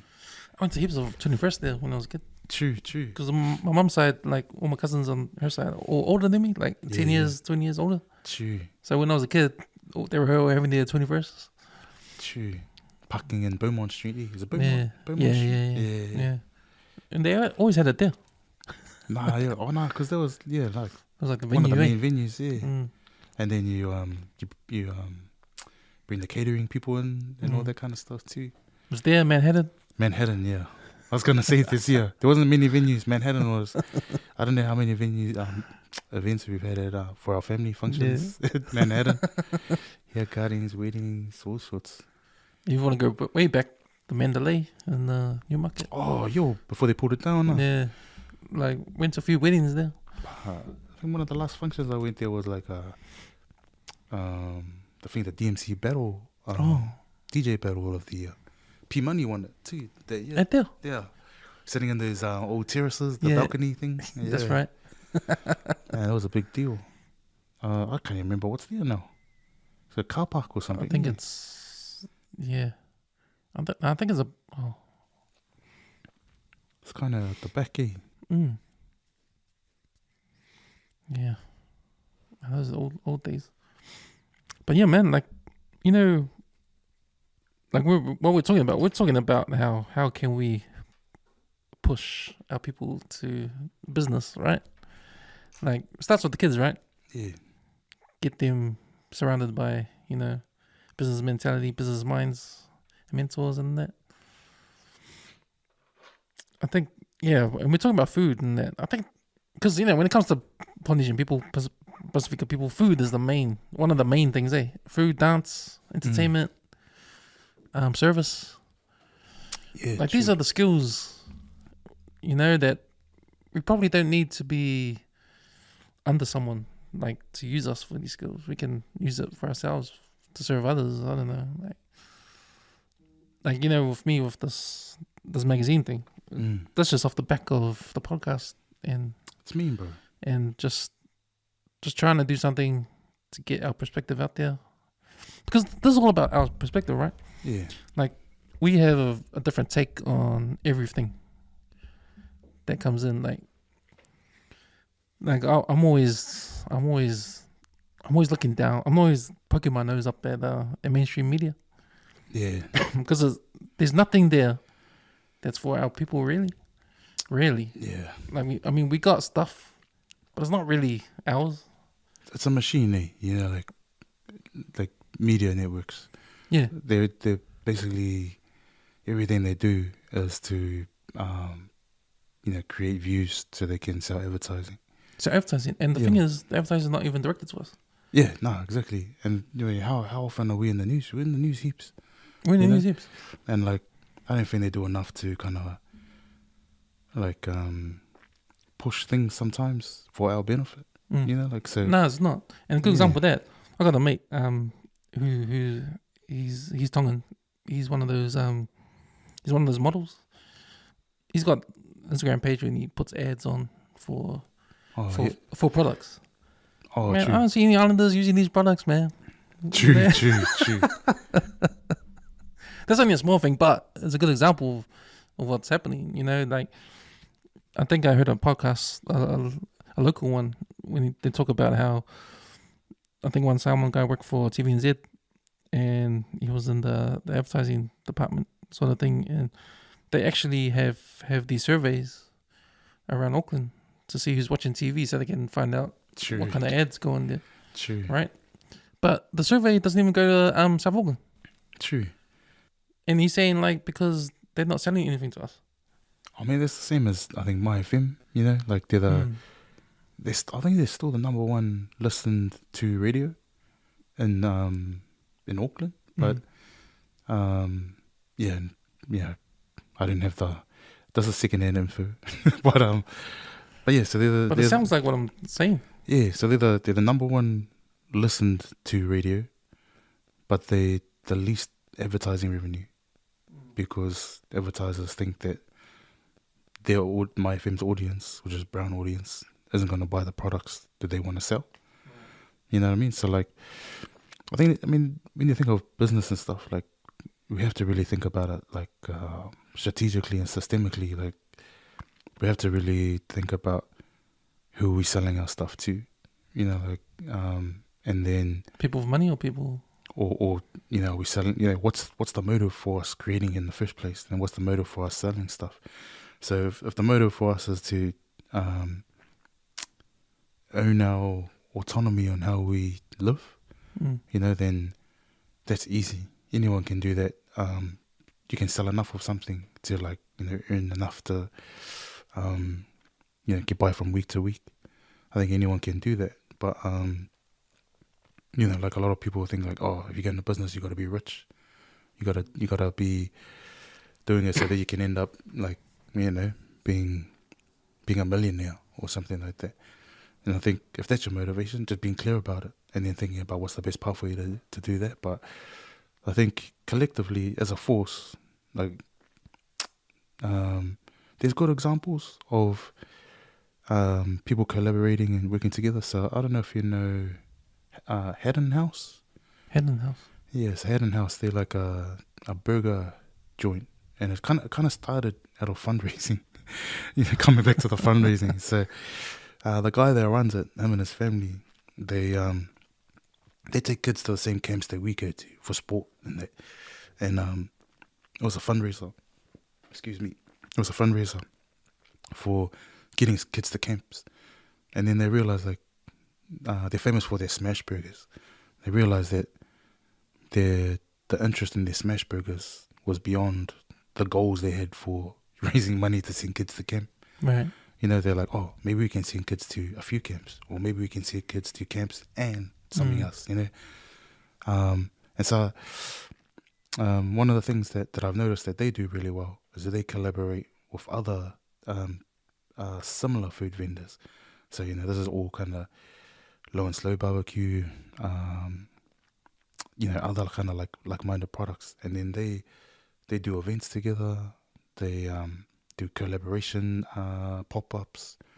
And I think, to me, that's kind of an insight to where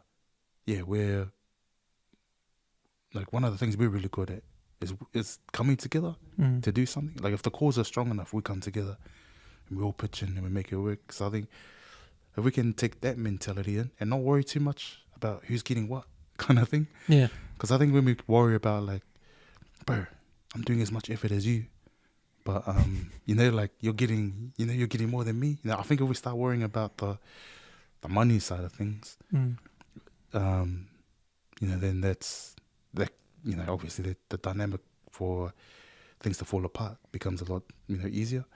But I think if we first focus on the product, the quality of it, and the experience that we want the people who buy our stuff to have, then the money stuff kind of takes care of itself. And then if everyone's, you know, toe with each other, or, you know, just above board and communicating all the time and transparent about what they do with their profits and that, then I think, you know, most times we'll be able to work through stuff. But yeah, so I think there's enough models existing at the moment that show us, you know, making good inroads in that area.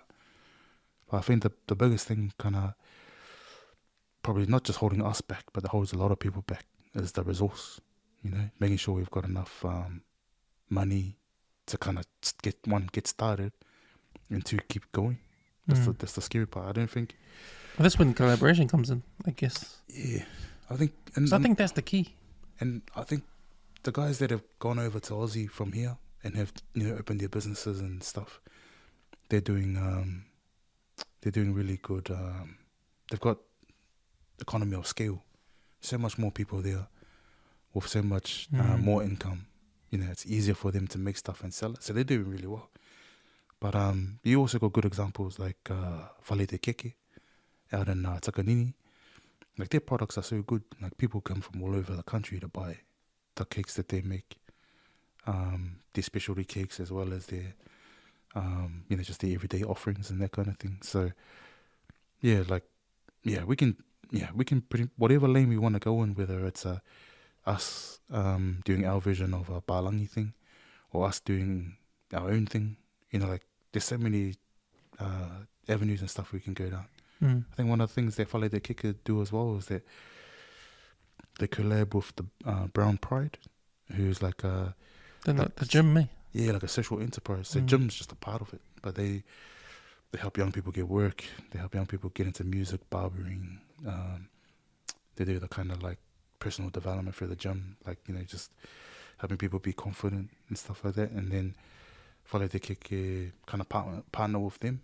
And they do a lot of social outreach stuff, just trying to build leadership or trying to just get people exposed to the other things that we don't normally put our time to, particularly around business and stuff. So that's what Ranui 135 is, eh? Enterprise?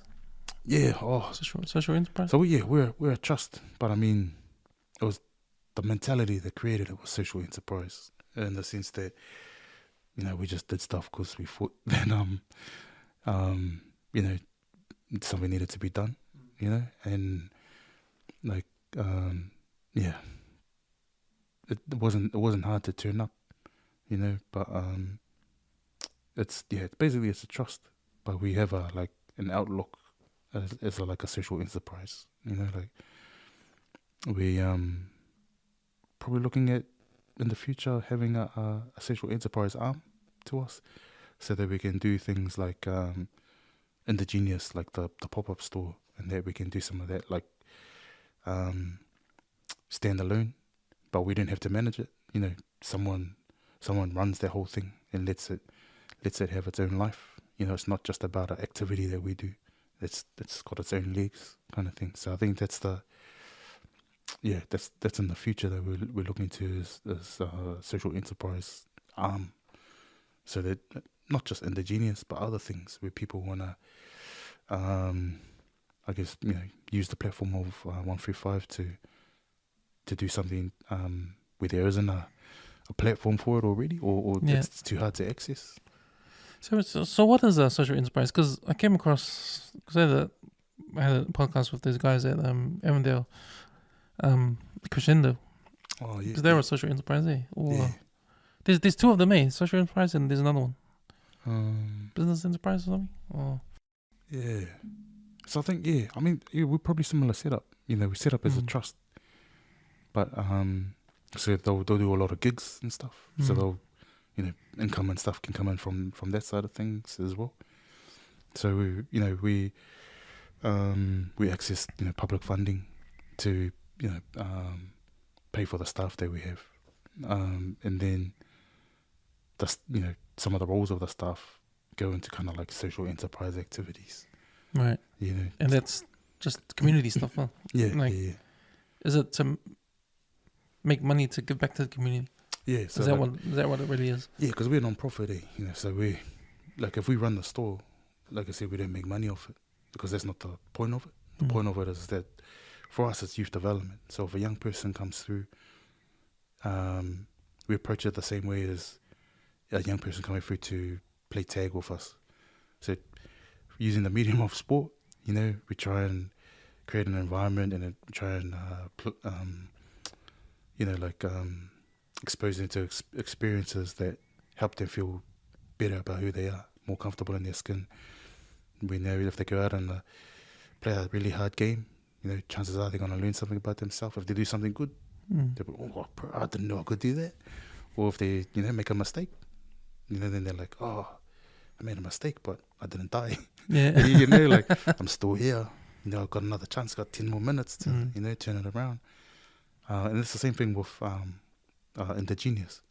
So if someone comes through, they go through a whole creative process, they make something, they put it on the market, and then the result of it being on market is the learning, and then hopefully their learning gives them confidence. They're like, man, people bought my stuff. I didn't even know who they are. Imagine what that does to your self-esteem. It just skyrockets. You're like, bro. You get ideas coming, and you want to do stuff again. So you do stuff well. Exactly, man. So whether they want to continue down the path of entrepreneurship and business, or whether they just want to take that win and channel it through something else that they're passionate about, that's up to them. But it's all just, so the money making thing is only part of the picture. coming back to what you said about collaboration, because I believe in that. Because I believe in collaboration. Well, pretty much, this is you guys, West Network is a collaboration of, Because I always thought it was strange, like when you have so many businesses in competition. Yo. When you can actually get together and make a big company and just kill everybody. Yo. That was my sort of thinking, and I still have that kind of thinking. Like why compete with each other when we could find a way to work together and be bigger than what we are, or be bigger than what we are now, sort of thing. But the reasons for going into business, like, yeah, you're right. Like if it's just about getting rich, then no, that's not a good reason. Like otherwise, I mean that's your reason. You know what I mean? Like what are you doing it for? Like just to get money? Then you must be unhappy, like doing what you're doing. Like isn't the passion? You like what you're doing? I mean, for me, it's the love of it. Like, see, I love doing this. I love writing. I love talking to people. If I can make money doing what I love, then I'll do it. True. I'll quit my job right now and do this. That's the dream, mate. That's the dream. That's the dream, to do something that that your work and your passions are the same thing. Yeah. So then I don't have to work any other day. Like I'm not an athlete. Like I'm not an NBA or anything. So that'll be the dream job. But because, bro, I mean, we had a conversation at work, or not a conversation. Every now and then we have these kind of just little opportunities when we're all together as a team, and we'll look for different ways to whanaunga with one another. And I think one day someone was like, "Oh, if you weren't doing this, what would your dream job be?" And then I was like, gee, I think this is my dream job. Like just like kind of like being in the neighborhood, and like just supporting young people. So supporting young people now to me looks way different to like 20 years ago when we started. Then it was a lot more hands-on. It was a lot more being in relationship with young people. Now a lot of the young people that Ranui 125 support, they don't even know my name. I'm just the old guy either driving a van walking around like, bro, who's the old guy that's always in the office, kind of thing. But that's it doesn't mean that contribution stops. It just changes. Just moves more into the back room and making sure that there's jobs for people to keep the support going. So we're really fortunate that we got people with similar passions coming through to do the same stuff. How many years has it been now? It's 2002, so what's this? 22. Wow. Yeah, we're in our 22nd year. Damn, bro, we missed our 20th birthday. Oh yeah. Yeah, we were like, we talked about beginning of the year, and the year just got away on us, And then it was end of the year, and we were like, oh, yo, let's have a 21st. We'll have a 21st next year. But and then it just got away on us again, and now we're in our 22nd year. No celebration. just make it the 25th anniversary. Oh, right. We might have to start planning that one now. I think of it. Yeah. But, so all this time, like, without you guys, things probably be bad around here. I don't know, but it's not. How's the neighborhood? How's it looking since 2002? Oh, it's really good, and that's the feedback we get too. Like the 2002 Ranui, like, and don't get me wrong, I loved it. I loved the 2002 Ranui.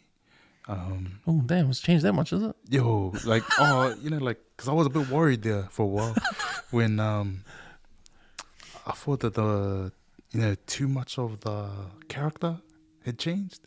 So like there's always been an edginess to Ranui, and it's not about like trying to get rid of it, but it's trying to, trying to evolve, like in a positive way. But not trying to say we're trying to leave that behind, because that's us. We take it with us, but like in the form of lessons and trying to be better. So yeah, I guess if we think about it from the point of view of young people and some of the things that used to happen in the neighborhood,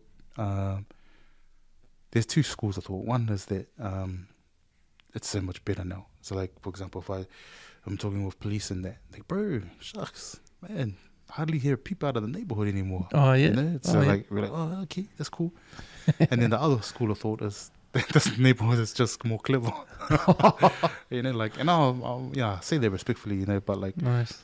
because the reality is that the same temptations from 2002 still exist in our neighborhood. Mm-hmm. So for a lot of kids, the pathway to what, you know, like people might deem as successful, at least aesthetically, you know, from a point of view of how they dress and how they, you know, how they look, the same temptations, you know, like you can still slang for gangs in the neighborhood, you can still join a gang in the neighborhood, and the thing about Ranui is you're only 2 degrees removed from that life, you know, like it doesn't take much for you to like end up on that path. You know, you might be the kid that, but you might be a church going family, do what you're supposed to do, go to school every day, good student, and you still get caught up on it. And like I remember there was a kid, he got jumped at the train station. But a good kid doesn't do anything. But you know, just someone didn't like one of his posts on social media, so they caught a train with all their mates across town just to like step him out and stuff. And that's what I mean. Like even when you're doing all the right stuff, the hood life still comes to find you. You know, and like, and if you're not resilient enough, then you wanna respond in the worst ways, and then you just get caught up in all of that. But so yeah, I guess the point of what I'm saying is that as much as the neighborhood's improved, the same stuff's still there. It's I think it's just one of the things where we're a lot more resilient to it now, but the scale can easily tip, you know. So we're not immune to any of it, but yeah, I think that's the point, is that we're more resilient. Our kids have a lot more examples of other things that they can do. An honest life might not pay as well as quickly, but you know, they might have to use afterpay to get the same gears and shoes and all those things that are important when you're young, you know, like. But it's just trying to reiterate those messages of like, yo, it's harder, but you know, like you feel better for it. And I don't know if you follow Spanian. Yeah, but I've started to. I love his That's funny. There was this thing. I'll talk about that after maybe. But one of his ones, I don't know if you've seen the one when he's in Switzerland and he's doing the chocolate. Nah, you know, because he's anyway, he's having this moment of reflection. He's, bro, if I could just tell my 21-year-old self, like, you know, like all the things that I think are important aren't important. Because, you know, like he did a huge leg, so I was surprised he was even able to get to Switzerland, to be honest. Oh, yeah. Yeah. I think it's one of there are certain countries you're allowed. I think you're allowed in UK or Europe. Because I had the guy that does the Fresh Start podcast. The guy, the 501. Damn. Yeah. Excuse me. Obed. His last name is Obed. The one from Christchurch? Nah, he's from Tokoroa, but he moved to Australia and went to prison. Then he became a 501. He came here and he's born again. And he does all those videos around South Auckland. Interviews all the gang members. Yeah. Similar to Spain, you need. Goes to the rough neighborhoods and stuff. Yeah. He does that too. His next one will be like food reviews. That's where all the hard guys go to die on the food review. Nah. So what was he reflecting on? No, just like his own personal journey, you know, just talking about like, you know, he was talking about how, so he bought this, I can't remember what the brand was, but it was an expensive watch. So he's in the shop, I think the watch was like about 10 or 13K or something. And he asked him, you know, and he's like, oh yeah, I'll get that one. So he buys the watch and he comes out and he's just having this moment of self-reflection. He goes, bro, you know, like anyone young fella who's watching this, who's thinking about entering that life, you know, you don't need it. So, bro, I had this watch when I was like 21 or something. I had the same watch but it doesn't feel as good as it feels on my wrist right now. I didn't care. Like, I didn't value it because I didn't buy it with my own money. It was bad money, basically what you're saying. So I think there's a lesson in there for, for people. I understand why people go their life, It's, it's always to kind of fill a gap, fill a void that's not there. Or that, there hasn't been, I also think as well, though, like the appeal of it is a lot more, what do you call it, acceptable now, like socially, like I think in our gen when we were growing up, it was like, it was a particular type of person that ended up in a gang, They had no choices left. Whereas now, for some kids, it's like their number one choice. They grow up wanting to be that, But when I was a kid, I remember like being in a gang is not what being in a gang now is like. Yeah, it's different. It's different. I thought it was all just fun being in the gang.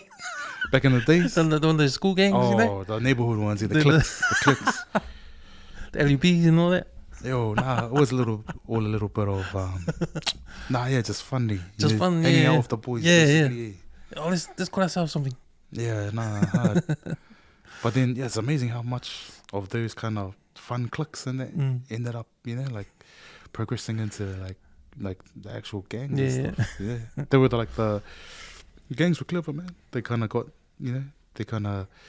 got their hooks into those because they were like, oh, gee, if you're a gangster, want to be a real gangster, come then, kind of thing. And they're all, but yeah, back to what you were asking before. I think the neighborhood's doing good, bro. I think the positives out of the neighborhood, the young people and the young leaders and stuff, they're coming out of the neighborhood. Yeah, it's really good to see. Because that was the most important thing about what you guys were trying to do, just create leaders. Out of the community, out of the kids that come through in the beginning, then they grow up into it, and then they become leaders themselves. Huh? And like trying to, first of all, like recognize our kids as leaders, because a lot of the time people didn't see them as that. They were kind of just, just riff-raff. And to be honest, we still kind of we wear that tag now still, like as a neighborhood. So if we go somewhere and we go as a group from Ranui, then people receive us a particular way. And probably it doesn't matter where we are, whether it's playing in a sports competition or playing. I remember we took these kids up to, I won't say where, but we took these kids to a local gym, basketball comp. And I remember, bro, the first time we entered the comp, bro, the kids didn't even have basketball shoes. They're playing in school shoes. We didn't have a uniform. Because it was all kind of like a last minute. So we all said, we just, bro, just go up there, play.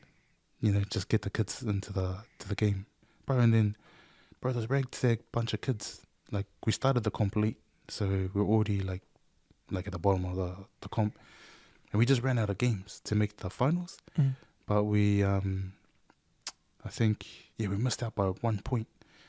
But like all the teams that ended up making finals, they beat all those teams by 20, 30 points.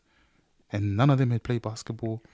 None of them had the gear. But I remember one of the first teams, it was only like our second week in the comp. And then, like before the game started, our coach, Sudi, goes up to the ref and goes, hey, sorry, like we haven't got uniforms today because, we haven't, we only just entered. We were kind of new to this. And then he was going, that's all good. And then, anyway, the other team's not really taking us seriously. They got, they're all wearing LeBron's, Curry's. They got all the gears there.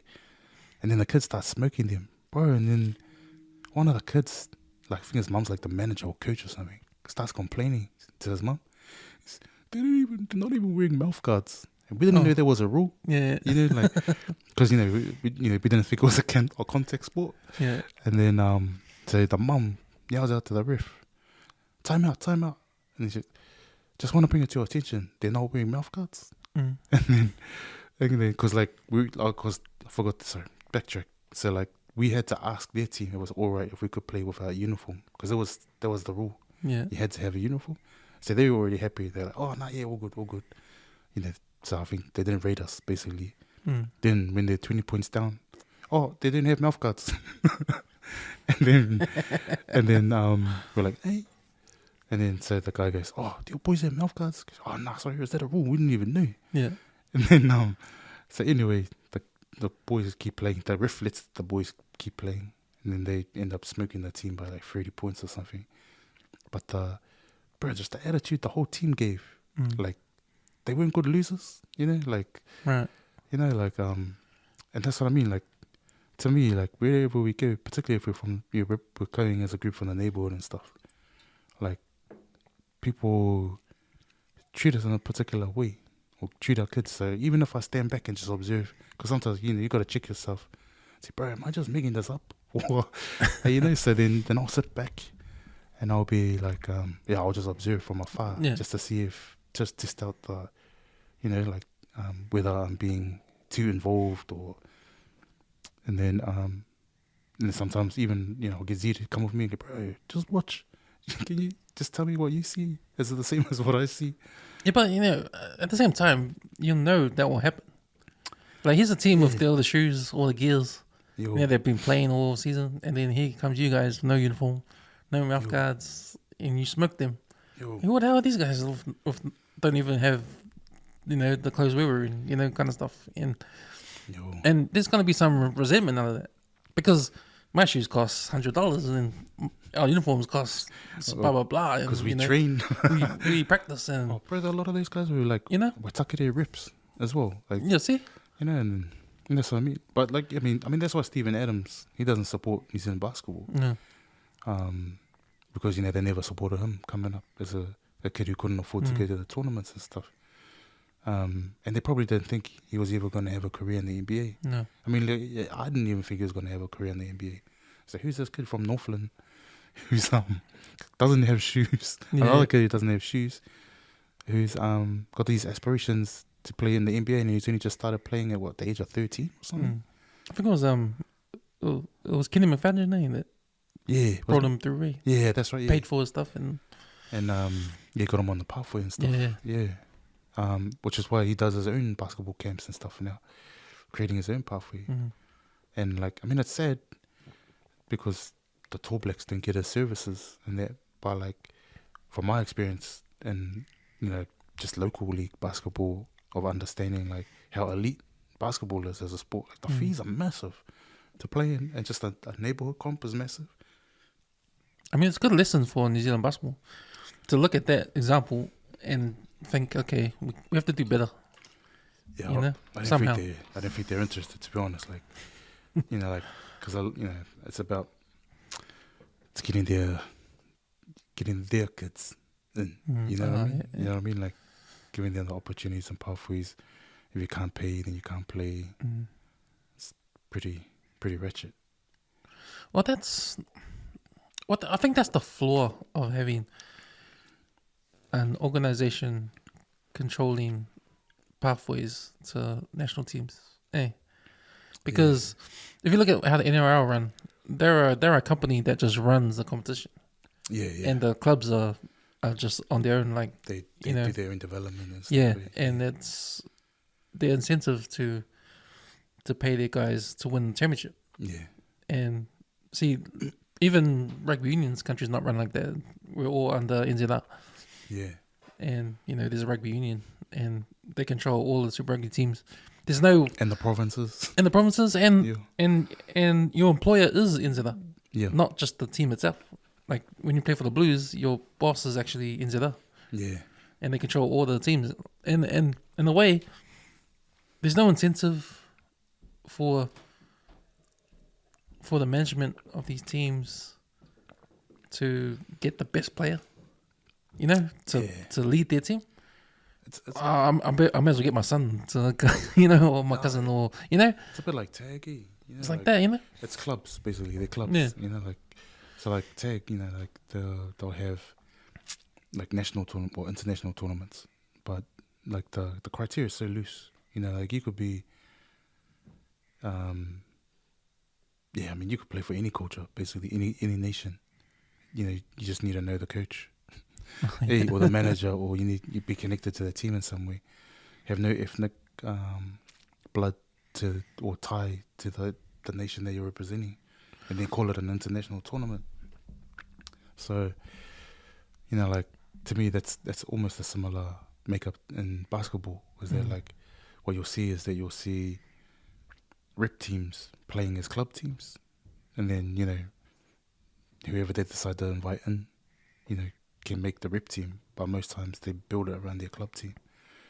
Do you think, and is it true that tag is a sport where if it's like a bridge to rugby league or rugby, the skill sets in tag don't align with any of those sports, Like, I think it's more touch rugby, Touch rugby aligns itself with league. To be honest, like, I think there's so many pathways specific to league now. They're like, I don't think they are looking at tag tournaments anymore. Right. Like, said before, Benji Marshall gets spotted at Whakatane touch tournament. Yeah, that's what I mean. Yeah, like guys like Sean Johnson, Benji Marshall coming from touch rugby. But I think the like back then, not a lot of kids were kind of following a pathway already. So a lot of kids now, they're signed up at like 13, to like a development program from one of the NRL teams. Whereas, so a lot of the scouts are just going to league stuff. So they'll go to the national tournaments, they'll go to the country tournaments in Australia, they'll go to all the places where kids are playing league. I think it's pretty rare now for scouts to give up their time to go all the way to a tag or a touch tournament. Because most times they already know who's in the landscape of league that's worth watching. Right. So like, kids like Dean Mariner, he's been in the Broncos scope for ages before he moved over.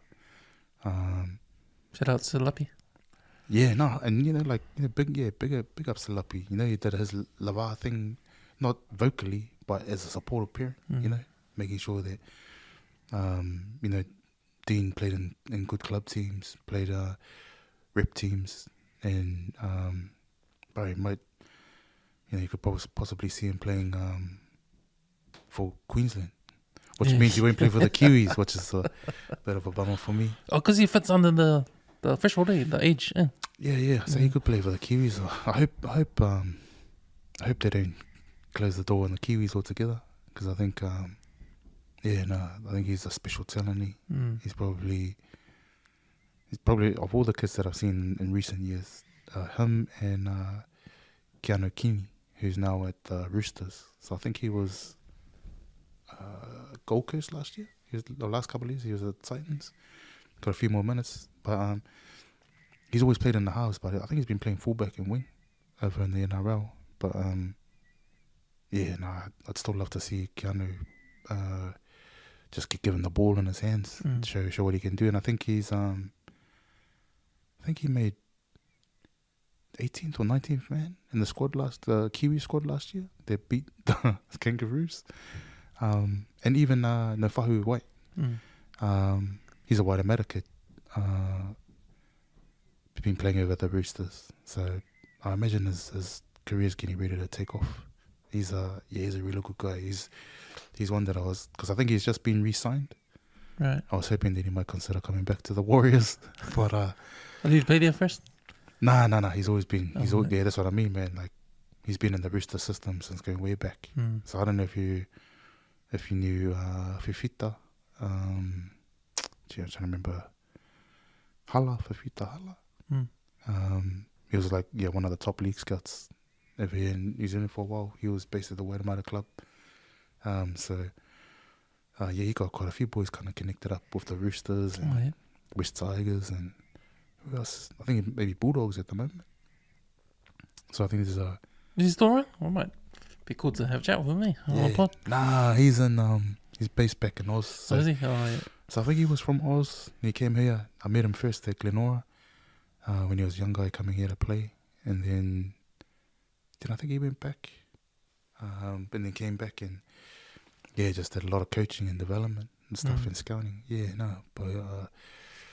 Man, there's so many good kids. I mean, there's a kid, he's one of the Tutupo family, James Aheng. Yeah, he's a good kid as well. But I think he might be playing rugby overseas now. Even Sam Tutupo's son, Essendon. Yeah, another good kid coming through. Kind of different build to his dad. He's like tall as lanky, but yeah, just mean player with the ball in handy. But yeah, sorry, bro. Just going back to your question, kind of went off on a tangent there. But yeah, I think those days of being spotted at like something that's not league, it's pretty rare now. I think you're just there by chance. You're not going there to have a look at the talent, because most of the talent is already tied in to league. If anything, you might be trying to entice some of the rugby union talent over. Yeah, because that's been the thing lately. Yeah, like when it comes to rugby union versus rugby league, I think there's been a turn. I think rugby league is getting more popular these days. With how rugby union Super Rugby hasn't been that great in terms of crowd participation in that. Like you see all the empty seats. Yeah. When you see the Warriors doing well, you see the stadium sold out. Yeah. It wasn't long ago that they had not empty seats, but like half-packed stadium. But like I think rugby league as a package is marketed way better. Yeah. Than rugby union. I think, in lots of ways. Like I think they've got so many they've got so much reach. So they've got the game itself. Then they've got like all the highlight packages. They run their YouTube really well. Their social media really well. Then they've got all their opinion shows and pieces as well. Yeah, exactly. NRL 360, all of that. And that comes down to just how they run it as a business, Yeah. It's not a union. Hey, it's not a conglomerate of one thing controls everything. Yeah, no, definitely. And every club, if you want to make it, you got to pay the money. You got to have the players. Every club has incentive to try to be the best by making sure that you got the best players on your team. Yeah. If you don't perform, then you're out. Sort of thing. Whereas the All Blacks, they're like, okay, if you're not good in this team, we'll put you in one of Pacifica. No, I'm just joking, but nah. If we'll just move you around. Not wrong there, bro. We'll just move the pieces around. I mean, like, what's his name? Levi Omo is a perfect example. It's like all of a sudden, but you know what I mean? Like, but he's been around the rugby traps for ages. And then all of a sudden starts playing well for Moana, and then he's in the Crusaders, and then I mean, same thing with like what is it? Do you remember when Sivi Watu and Lawaki, Shoni Lawaki? Yeah, they played for that Pacifica team. Pacifica team, yeah. And they grabbed him. Yo, they got carved up by them, and then they're like, "Oh, yo, by the way, we've always been thinking about you. You've always been in the picture." So, and I think that's one thing that rugby league's got going at the moment is that I still think the international games crap.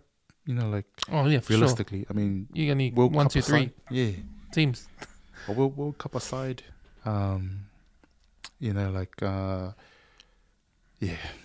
see, with the Rugby League World Cup, they have to relinquish the players to play for whatever country they've aligned to. Because otherwise you're not gonna. You're gonna have no one playing. Exactly, because no one will be selected. And I think I mean the tiered system, probably right now doesn't make sense because Tonga's beaten every other nation, and Samoa being a World Cup finalist kind of shows that like they're not second tier, like if the talent is allowed to play for them, then they're first tier. So to me, they should open Origin up, and the Origin should just be about what club you represent, or where the club is based that you represent. Because it's, I don't know. What do you mean by that? Like, so how so it's supposed to be like you represent the state that you first played representative football for, but like, like we've already seen, like so many of the, but I mean like if you look at the Queensland team for example, half their team are born in New Zealand, or maybe not half. This is an exaggeration, but like a good percentage of their players last year born in New Zealand. So if they don't, if they're not born in New Zealand, you know, they're either born in New South Wales or Queensland. You know what I mean? But Yeah. like, so if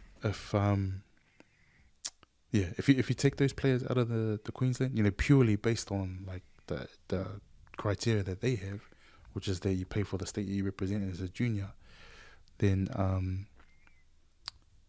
like then Kiwi boys who go over there, play in one of those states, and then come back, like Sonny Bill, for example, Benji Marshall, they both represented New South Wales as juniors.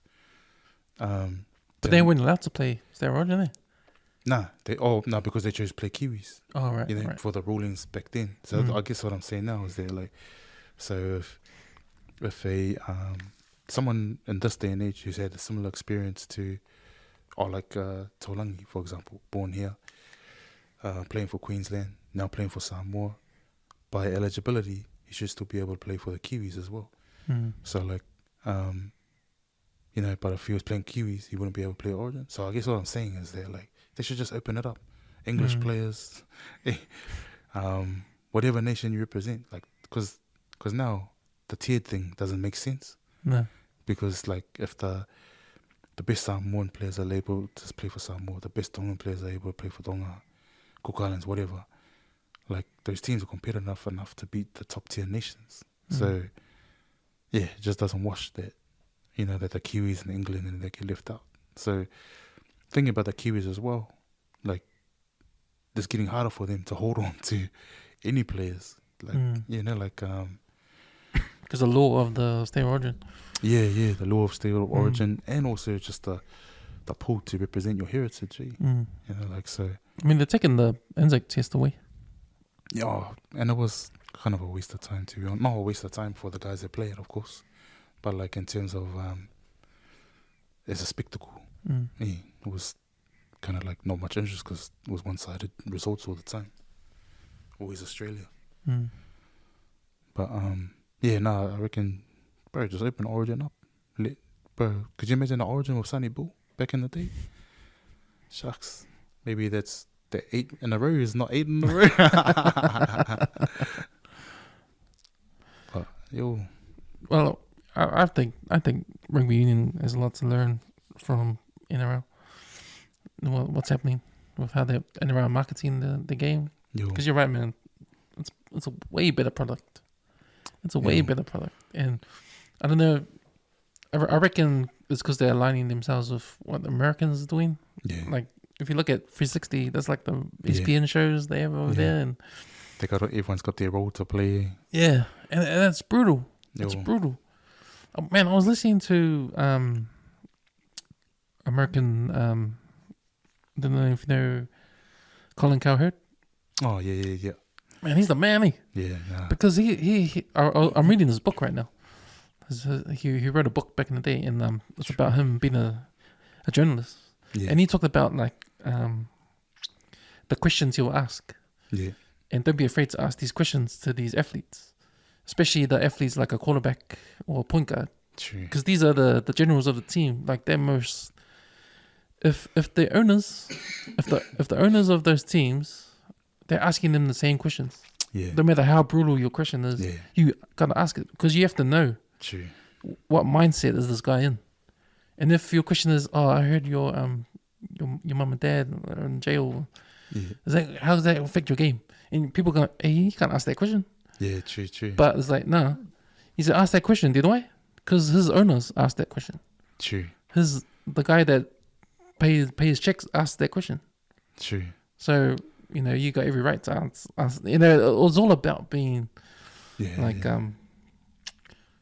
not controversial, but it's just the way it is. Yeah, I think with the scrutiny, because these players are high paid players that are getting paid millions of dollars. Yeah, and it's public knowledge. So even the fans want to know, why are you paying useless when you're getting paid that much?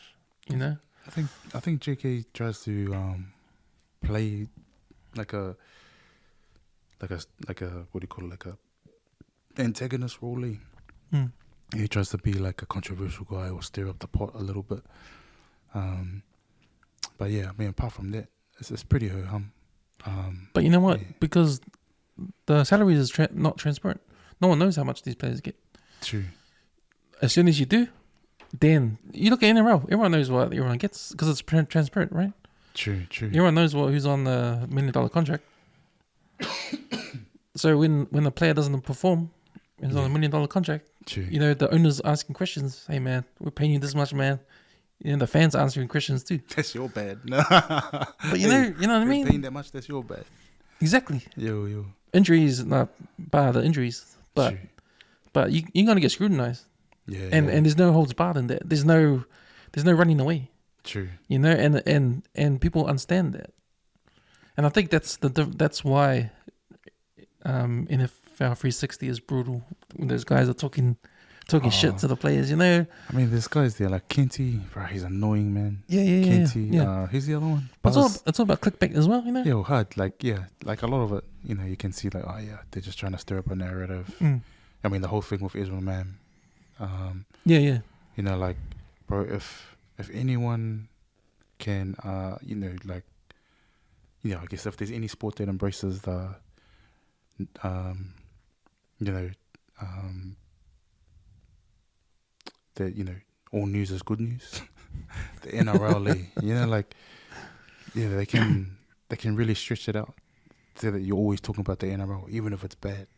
You know, so like, you know, it's typical, like, you know, like when you think of, remember there was that span of years where before the first round of the NRL season, there was always going to be like a sex scandal come out. Yeah. You know? And it's like, wait. What? Is the media just waiting, you know, for, you know, they're like, oh, it's February. Okay, get ready, guys. Let's go ask around, snuff around, see if we can find a sex scandal to talk about this year.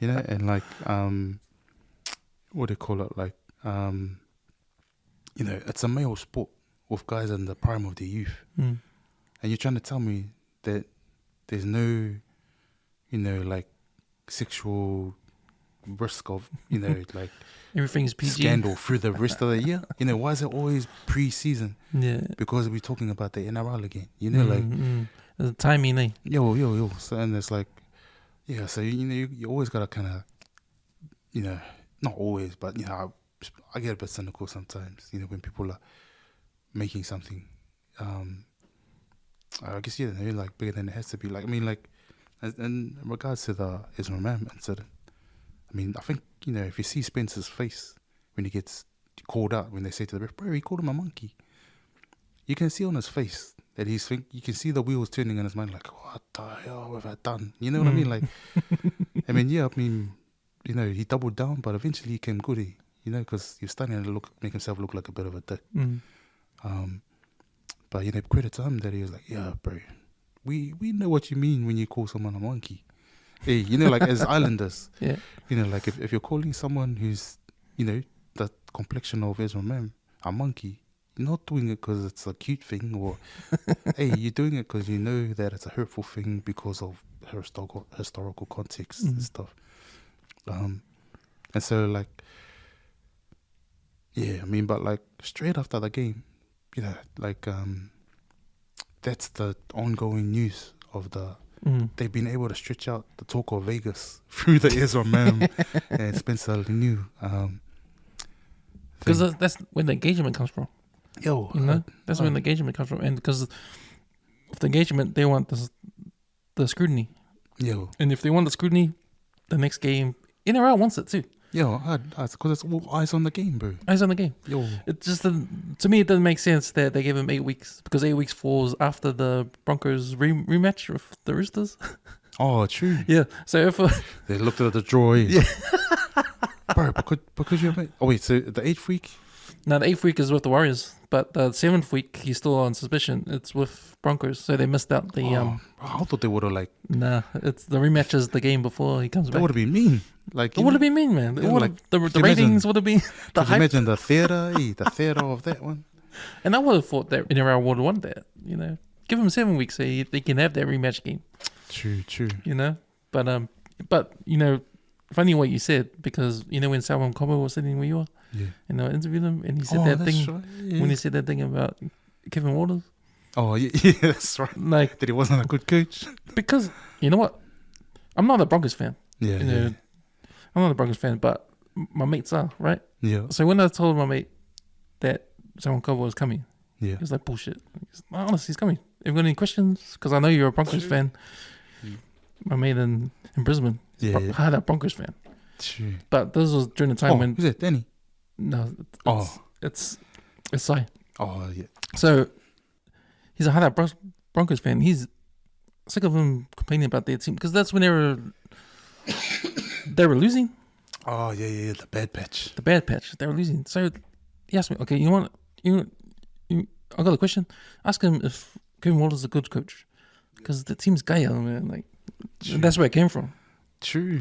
Yeah, that's where that question came from. So I asked it, Yeah. but I didn't expect him to answer it. Or honestly. But I gave him I said, like, you don't have to answer it, but blah, blah, blah, blah, blah.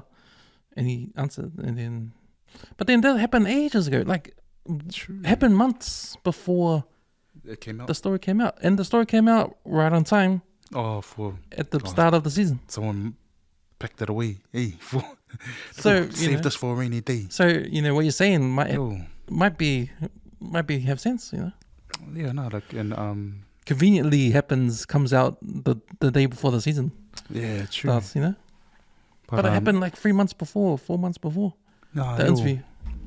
Even like all the, what do you call it, like even suspensions, like even those, like particularly before Origin and stuff, those create headlines, like when someone, particularly if it's a Queensland player that gets suspended out, because usually the Queensland team would be weaker on paper, and then so for them to lose a player, or even like the Kiwis, when they used to lose players to suspension before a big test, obviously the country with the least resources feels a bit aggrieved, kind of thing. But just different ways to keep the spotlight in the game outside of the game. Like, they're really good at that.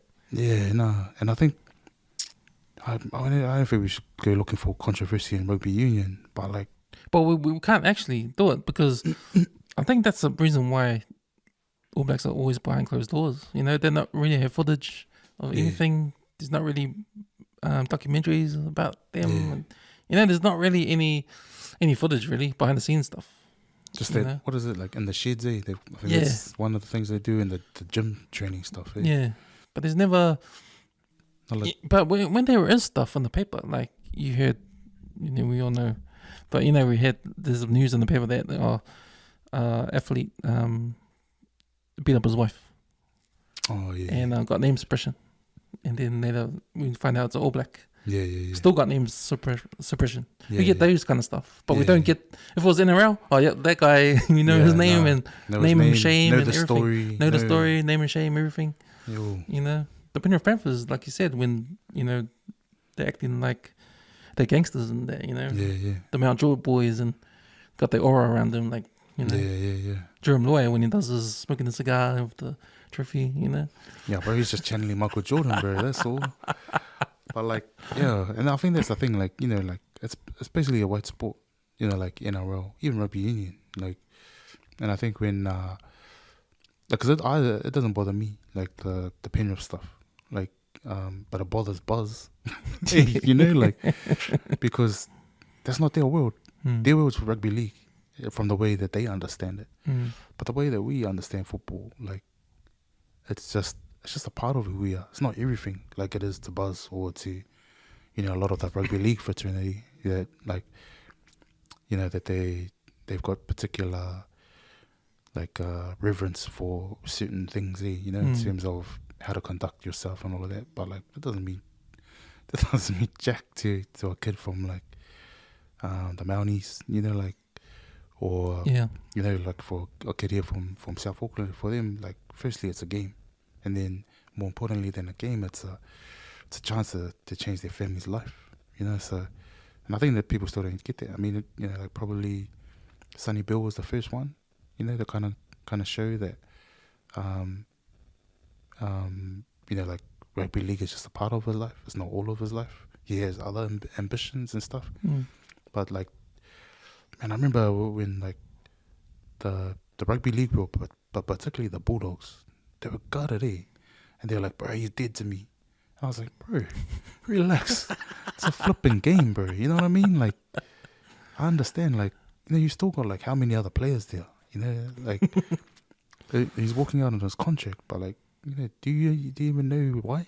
Do you know like every kid that grows up here wants to play for the All Blacks, whether they're playing league or rugby union? That's always like even like bro, even Jason Tomololo, he doesn't even play for the Kiwis anymore. And I remember they interviewed him. I can't remember who it was, but it was a Cowboys game or a Tonga game. But I think there was the World Cup when All Blacks had just lost the semi-final to England in 2021 or was it 2019 World Cup. And then he made the statement. He goes, man, like, it helps me get over the loss of yesterday when we lost. But he was making reference to the All Blacks. So, like, you know what I mean? Like, every kid is interested in the All Blacks. He wants to play for the All Blacks. But, like, we're also, like, from the neighborhood. Then we take that into being All Black as well. Or into the NRL. It's like, like, because that's who we go home to. When we go back to our neighborhood, we go home to that. We then go back to, I guess, like the world that rugby league thinks that is, or rugby union. But I think it's got a chance to evolve. When you say it's a white sport and they're not used to, our banter and all that kind of stuff. Like, when I think about American sports and what happened in the NBA when Allen Iverson comes to the game with his beanie and his tattoos and his cornrows and all that, and then you remember back in the 90s and that when all the players come into the game in their suits. Yeah, and that was the dress code, just suits. And he rocked up in his hood gears. He rocked up in his hood gears and like his entourage. And everyone's like, "What the hell? What the hell's going on?" Like, but see, it's changed now. Oh, John Moran. Like, like he's an example of, like, I don't know, maybe he puts himself in that frame, but like. But I think it's because it's where the money is. If you can, because I think with hip hop culture, and Black America, like they make money with their identity. With hip hop. Hip hop's got like influences everywhere around the world. Yeah. So it makes money. So when the Palangis see, that makes money, we'll go into we'll absorb that culture and we'll be that culture, because it makes money. I think that's what's really important to them. Like when Fox Sports in Australia, realize that all the money is where the Islanders are, because all the influences in rugby league, because it's a good thing that it's over 50% now that are Pacific Islanders in NRL. Yeah, no, for so sure. When it grows, it grows. When it keeps on growing, then we can sell to our own people that way, And I think that becomes the major influence. And then when that happens, then we sort of taking over. Yeah, no, I guess, it's weird, because like I think in the NRL, it's a really popular sport, but it also like struggles to get views, and like for whatever reason, like it's just not. It struggles to catch on. So like it doesn't get rugby union views. Yeah, like so, like rugby union is struggling to get its own views. But like so in Australia, like they were making, the NRL was making a big song and dance about, excuse me, there's 60,000 people to watch those two games. Packed out stadium to watch those games, but they can't pack a game, park to watch an NRL game here. So I think, they've got a lot of work to do in marketing their game as well. But from as you say, from a package point of view, like particularly like a TV package, they've got it sussed. What they struggle with is trying to engage the public to come to the West Tigers versus St. George Dragons. yeah. You know what I mean? Like, because what they used to have before was they used to have like real ardent fan bases for the clubs, and then they just don't have that now because of salary cap. So like for example,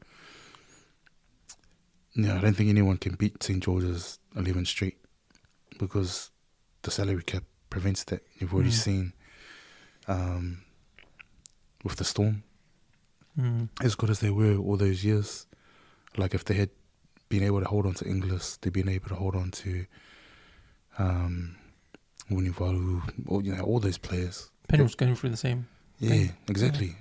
So, so I think that affects the fan base a bit because then it's a bit like rugby here, where you didn't, like before, you grew up and you played in the province that you were born in. That's why you wanted to play and represent your hood, your area. But in Union now, it's like a almost like a draft system kind of, where each franchise, Super Rugby franchise, gets their first pick of, was it 28 players or something from the region. Yeah, and then everyone else goes into a pool. Yeah, so like that's how what's his name, the Fijian fullback, ends up down at the Highlanders. Matavuki Nipkins or whatever. Yeah, because he was in Auckland there. Yeah. Same thing with I think one of their other backs. I think it's Tilea. Yeah. So. Tilea. Yeah. So it's all those things. Like I think, it's salary cap. It's trying to spread the talent around. I mean, even when you think of like Aaron Smith, we know him as a Highlander, but he's from the Manawatu. He could have been playing for the Canes. It's just even the Crusaders over the years, they've heaps of Auckland guys from Auckland there. They're like Brendan Ninnels from Auckland. Yeah, because I think that's something that Auckland always done. Carlos is from the Horowhenua, or Kapiti, and who else? Lee Stensness was from the Manawatu, I think. Like Auckland, Cashmore. Fair play. That's right. Yeah, so they, like all the unions do it, but I just, and then it becomes less of a provincial thingy and more of a just where you can get game time, kind of thing. So I don't know what the answer is for New Zealand Rugby Union, but they definitely. I think even the game is hard to watch now. If you sit down, it's almost similar to like an NFL game. There's so much stoppages. But the difference is NFL is still popular. People still watch it. Oh, I think it's because a competition. Americans love it. Yeah. It's a primarily, pastime, like first and foremost, Americans love it. But that's why I think we need to build it up to be. Yeah. Like back to the old days, Remember NBC when in the 80s? Yeah. Man, going to Eden Park. It's that, like defense is more organized now. A lot of teams have better defensive systems. It's so much harder to break down, especially with 15 players on the field, which is the advantage of rugby league and having 13. There's there's just a little bit more space to make the difference. But so I think the game itself is, I don't know how you make it better to watch. But I think Australia needs to come up. It's probably good that the Chiefs lost to Reds on the weekend. Bro, that was a surprise, bro. I wasn't expecting that one. They might be good for the game. Yeah, either that or was Australia catching up? Or we going backwards? Australia needs to be competitive for the competition to be good again. Because once we lost South Africa, then I'm thinking we're into crap, But even, like, can you remember, like, when they were in the Super Rugby? To be honest, like, I hardly watched any games because I didn't know who South African teams were. Oh, yeah. Hey, there wasn't an interest. So, like, I guess for the development of rugby, it was good. But, better competition. But, like, for the, just for the viewing interest, the only games I really got excited about was the New Zealand teams because I knew who the teams were. But I hate watching the Australian games. Boring as. Even when Lackham was there. Oh, nah. Back in those days, it was mean. Like, that's pinnacle years. But, like, now, I mean... See, Australia needs to get back to those days when they had guys like Lackham and... I'm not trying to Gregan give them... and all them. I'm not trying to give them any like, bro. They can stay as stinkers as long as they want. Well, They've given too many bad memories for us in World Cups, man. I hope for the competition of Super Rugby that Australia do well. Like I think I need them to step up and win some games so the competition can be competitive, and then I can watch it again. Because I can't watch Force versus Rebels game. You know, I can't watch any New Zealand versus an Australia team game. Yeah, you know. Nah, but yeah, definitely not an Australian. Needs to be a derby team on another Australian team. That's so boring, man. It's either just the Blues and that's it. Yo, bro, what the Blues and the Canes? Damn, don't know what happened there. Oh, yeah. That was a weird one because they did that 2 backs on the bench, 6 forwards. They did the bomb squad trick. Oh, bomb squad. It didn't work because AJ Lamb and bloody Uzan Sullivan got HIA in the start of the game. Oh, is that what so Caleb didn't suit up for that one? No, he was at the wedding. Oh, true. He had a family wedding, so he was out. I was wondering where he was. I thought he got injured. But they had their backup, halfback on the wing the whole game. Bro, he didn't mean to, eh? Funaki. Yeah, Funaki, yeah. Yeah, no, I'm just to see how he goes. I've seen a few of his games at halfback. But, yeah, no, just, bro, I don't even know all the players now. Well, the young guys, eh? Yo, like, I was watching the line out. I was like, bro, I didn't even know half these guys' names. But, like, you know, like, I think that's the thing. Like, I think the landscape's changed so much. Like, there's so much sport. Like, we didn't have a Breakers back then. Warriors were just new. That was kind of the only real kind of alternative. There's no Phoenix. I just think, and even women's sport wasn't a thing. Bro, women's sport's just as good. You know, women's footy is just as good to watch as men's footy, especially like the sevens and that. Especially the what are they called? Blackfern sevens? Yeah, Blackfern sevens, eh? They're gangsters, like, just so dominant. But, yeah, I just think there's so much more things that people can cast their eye over now. Whereas before, rugby was the thing that kind of, you know, everyone could bring everyone together. Because, like, if you go to Christchurch, the Crusaders culture is still there. Like, in Christchurch, the whole city, like, they're always behind the Crusaders. But, yeah, I just don't think we have that in Auckland. I don't know about other parts of New Zealand. No. They need to cater to the fans. Yeah. I think the NRL does a better job catering to the fans. You know, making it a spectacle. Yeah. Taking it to Las Vegas was good. Because it makes people want to go. Let's go for a trip. Let's go to Las Vegas. Yeah, that's a good part. The tourism thing, eh? That's a good part. We've got an excuse to go watch the game. Yeah, man. But, yeah, no, there was like... oh, shucks, what was I going to say? No, never mind. It's gone. All good. So, Rob, man, I think we win over time. Nah, all good. Bro, but yo, thanks, bro. Nah, so it's always good to have a catch up, eh? Yeah, man. Yo. No, it's always good for you to come in and just update what's going on in the hood. Yeah, nah, the hood's getting good, bro. I'm getting closer. Like, yeah, true. Almost back just on the border. Back on the border, you know. Well, since this is Henderson, eh? Is it Henderson? Yeah, still Henderson. Yeah. Yeah, no, I mean. Well, at least I know now I didn't have to drive so far. What a bot say. No, good. So what's gonna happen the next few months with you guys in Ranui 135? Yeah, we're doing some new work.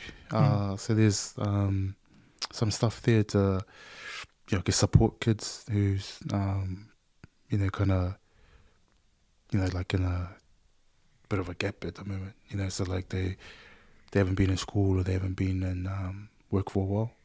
You know, so there's some. Yeah, we've got a new team coming to just support those kids. You know, some of the kids might have gone into a bit of trouble and stuff too. So it's, I guess the aim of their work is just to give kids a fresh start and trying to support them to, yeah, you know, like just be confident.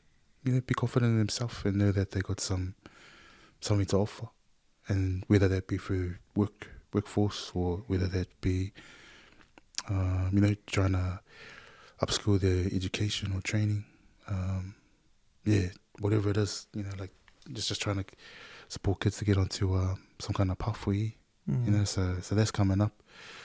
I mean, that's been going in the background. And then just same for our team at work. Shout out Muffy, Charlie, Jordan, Buster, Nia. Oh, and Aussie, bro. So Aussie's come back to the neighborhood. Aussie? Yeah. So he's Where did he go?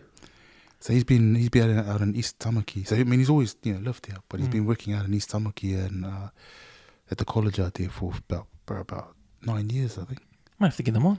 Yeah, hard, bro. So he'll be a good fella to chat to and talk about the work that he's doing with us, as well as other things. But yeah, and then oh man, I almost forgot to shout out Z as well. He's probably gonna jab me now. So, no, all good, don't include me. Oh, and Nia too, one of our newer stuff. So yeah, we got some new stuff coming in. Just a busy year. We're trying to have a bit of a celebration with our monkey yellows, so like the sports kind of arm of what we do. So they're 21 years. Wait, hang on. What is this? 21 years this year. Yeah. So all the ex-players coming back for... Yeah, or hopefully, just to... if you don the monkey yellow uniform at one stage... hard. Just just come back and just acknowledge all the, the different people that have made their what it is, over the years. But I just went through like a database of photos and stuff. But it's heaps, so many different people, so many photos. So yeah, I mean that's the plan. But then like I said, we had a plan for 21st last year or the year before. Just gotta try and get ourselves enough time to organize that stuff. But things are going good, man. Neighborhood's solid. Particularly we've had a tough year, like a lot of families being hit by the floods, some of them twice. Saying that we've lost some families from the neighborhood just because of that. But there's a lot of work going in around behind the scenes from different organizations, different residents and that, trying to just kind of get some of the, like, what do you call it, like, back to where things were before, pre-flood, Yeah, because Camp 4 got really bad, eh? Yeah, so half the street went under. Yeah. My mum and dad were lucky, so like, we live on the far side from the creek. So it came up to their steps, which is pretty far, like if you know the street and you know our house. So all the whole front lawn and everything was submerged. Was heading up to the garage and stuff too. Because Eric's house is like, he's the only house on that side now. Yeah, I felt sorry for me. Like, they finally got submerged there. And like I know, like Mata, the dad, he was, just loves his house there. So I know they've been doing it tough with, just trying to recover from that. And then same thing with, one of the other bros across the road, John. He's been there for ages, years. Same as us, but they just were in the thick of it. It's been tough for the last 12 months for some of those families and that. And then you can see like, so a lot of the families left, or a lot of the families they can't come back because the house is like red zone or red stickered. But I think even if they red stickered, like Eric's house or John's house, probably those guys, they don't want to leave. They're that connected to the neighborhood, So just really feel for those dudes. Yeah. But apart from that, bro, it's positive, Yeah. It's positive. It's all good. Nah, it's all good, man. It's good. It's in your hands, man. Nah. Shucks. Not on my hands. But just shout out the community. We were lucky. Like, we got good local people. Like this. I don't know if you know Teresa Smith. Yeah, like she's she's local, Ranui, born and raised, all the local schools. She's principal at Ranui Primary now, and the cousin Brenna is running a bilingual Samoan class, which is perhaps massive for the neighborhood. We haven't had one for ages since Birdwood, I think. Birdwood had the last one, I think. So there's heaps of cool cool stuff happening all over the place. Couple of good junior teams at the league club coming through. You know, making some good moves and stuff there. You know, I don't know if you know Lima. Lima Sula. No. Yeah, no, him and his kind of coaching stuff and that. Yeah, they're doing really good stuff with their juniors there. They're about under 14, I think, under 15. Yeah. So, yeah, that's just some of the stuff that I can remember. Yeah. Man, that's awesome, man. Rob, bro, also, always appreciate you, bro. Yeah, likewise, bro. Keep up the hustle, man. Mean to see. Shout out to the magazine. Yeah. No, bring it out this Friday. I'll put it online as well. Grab it online. Yeah, mean. Shout out. My man.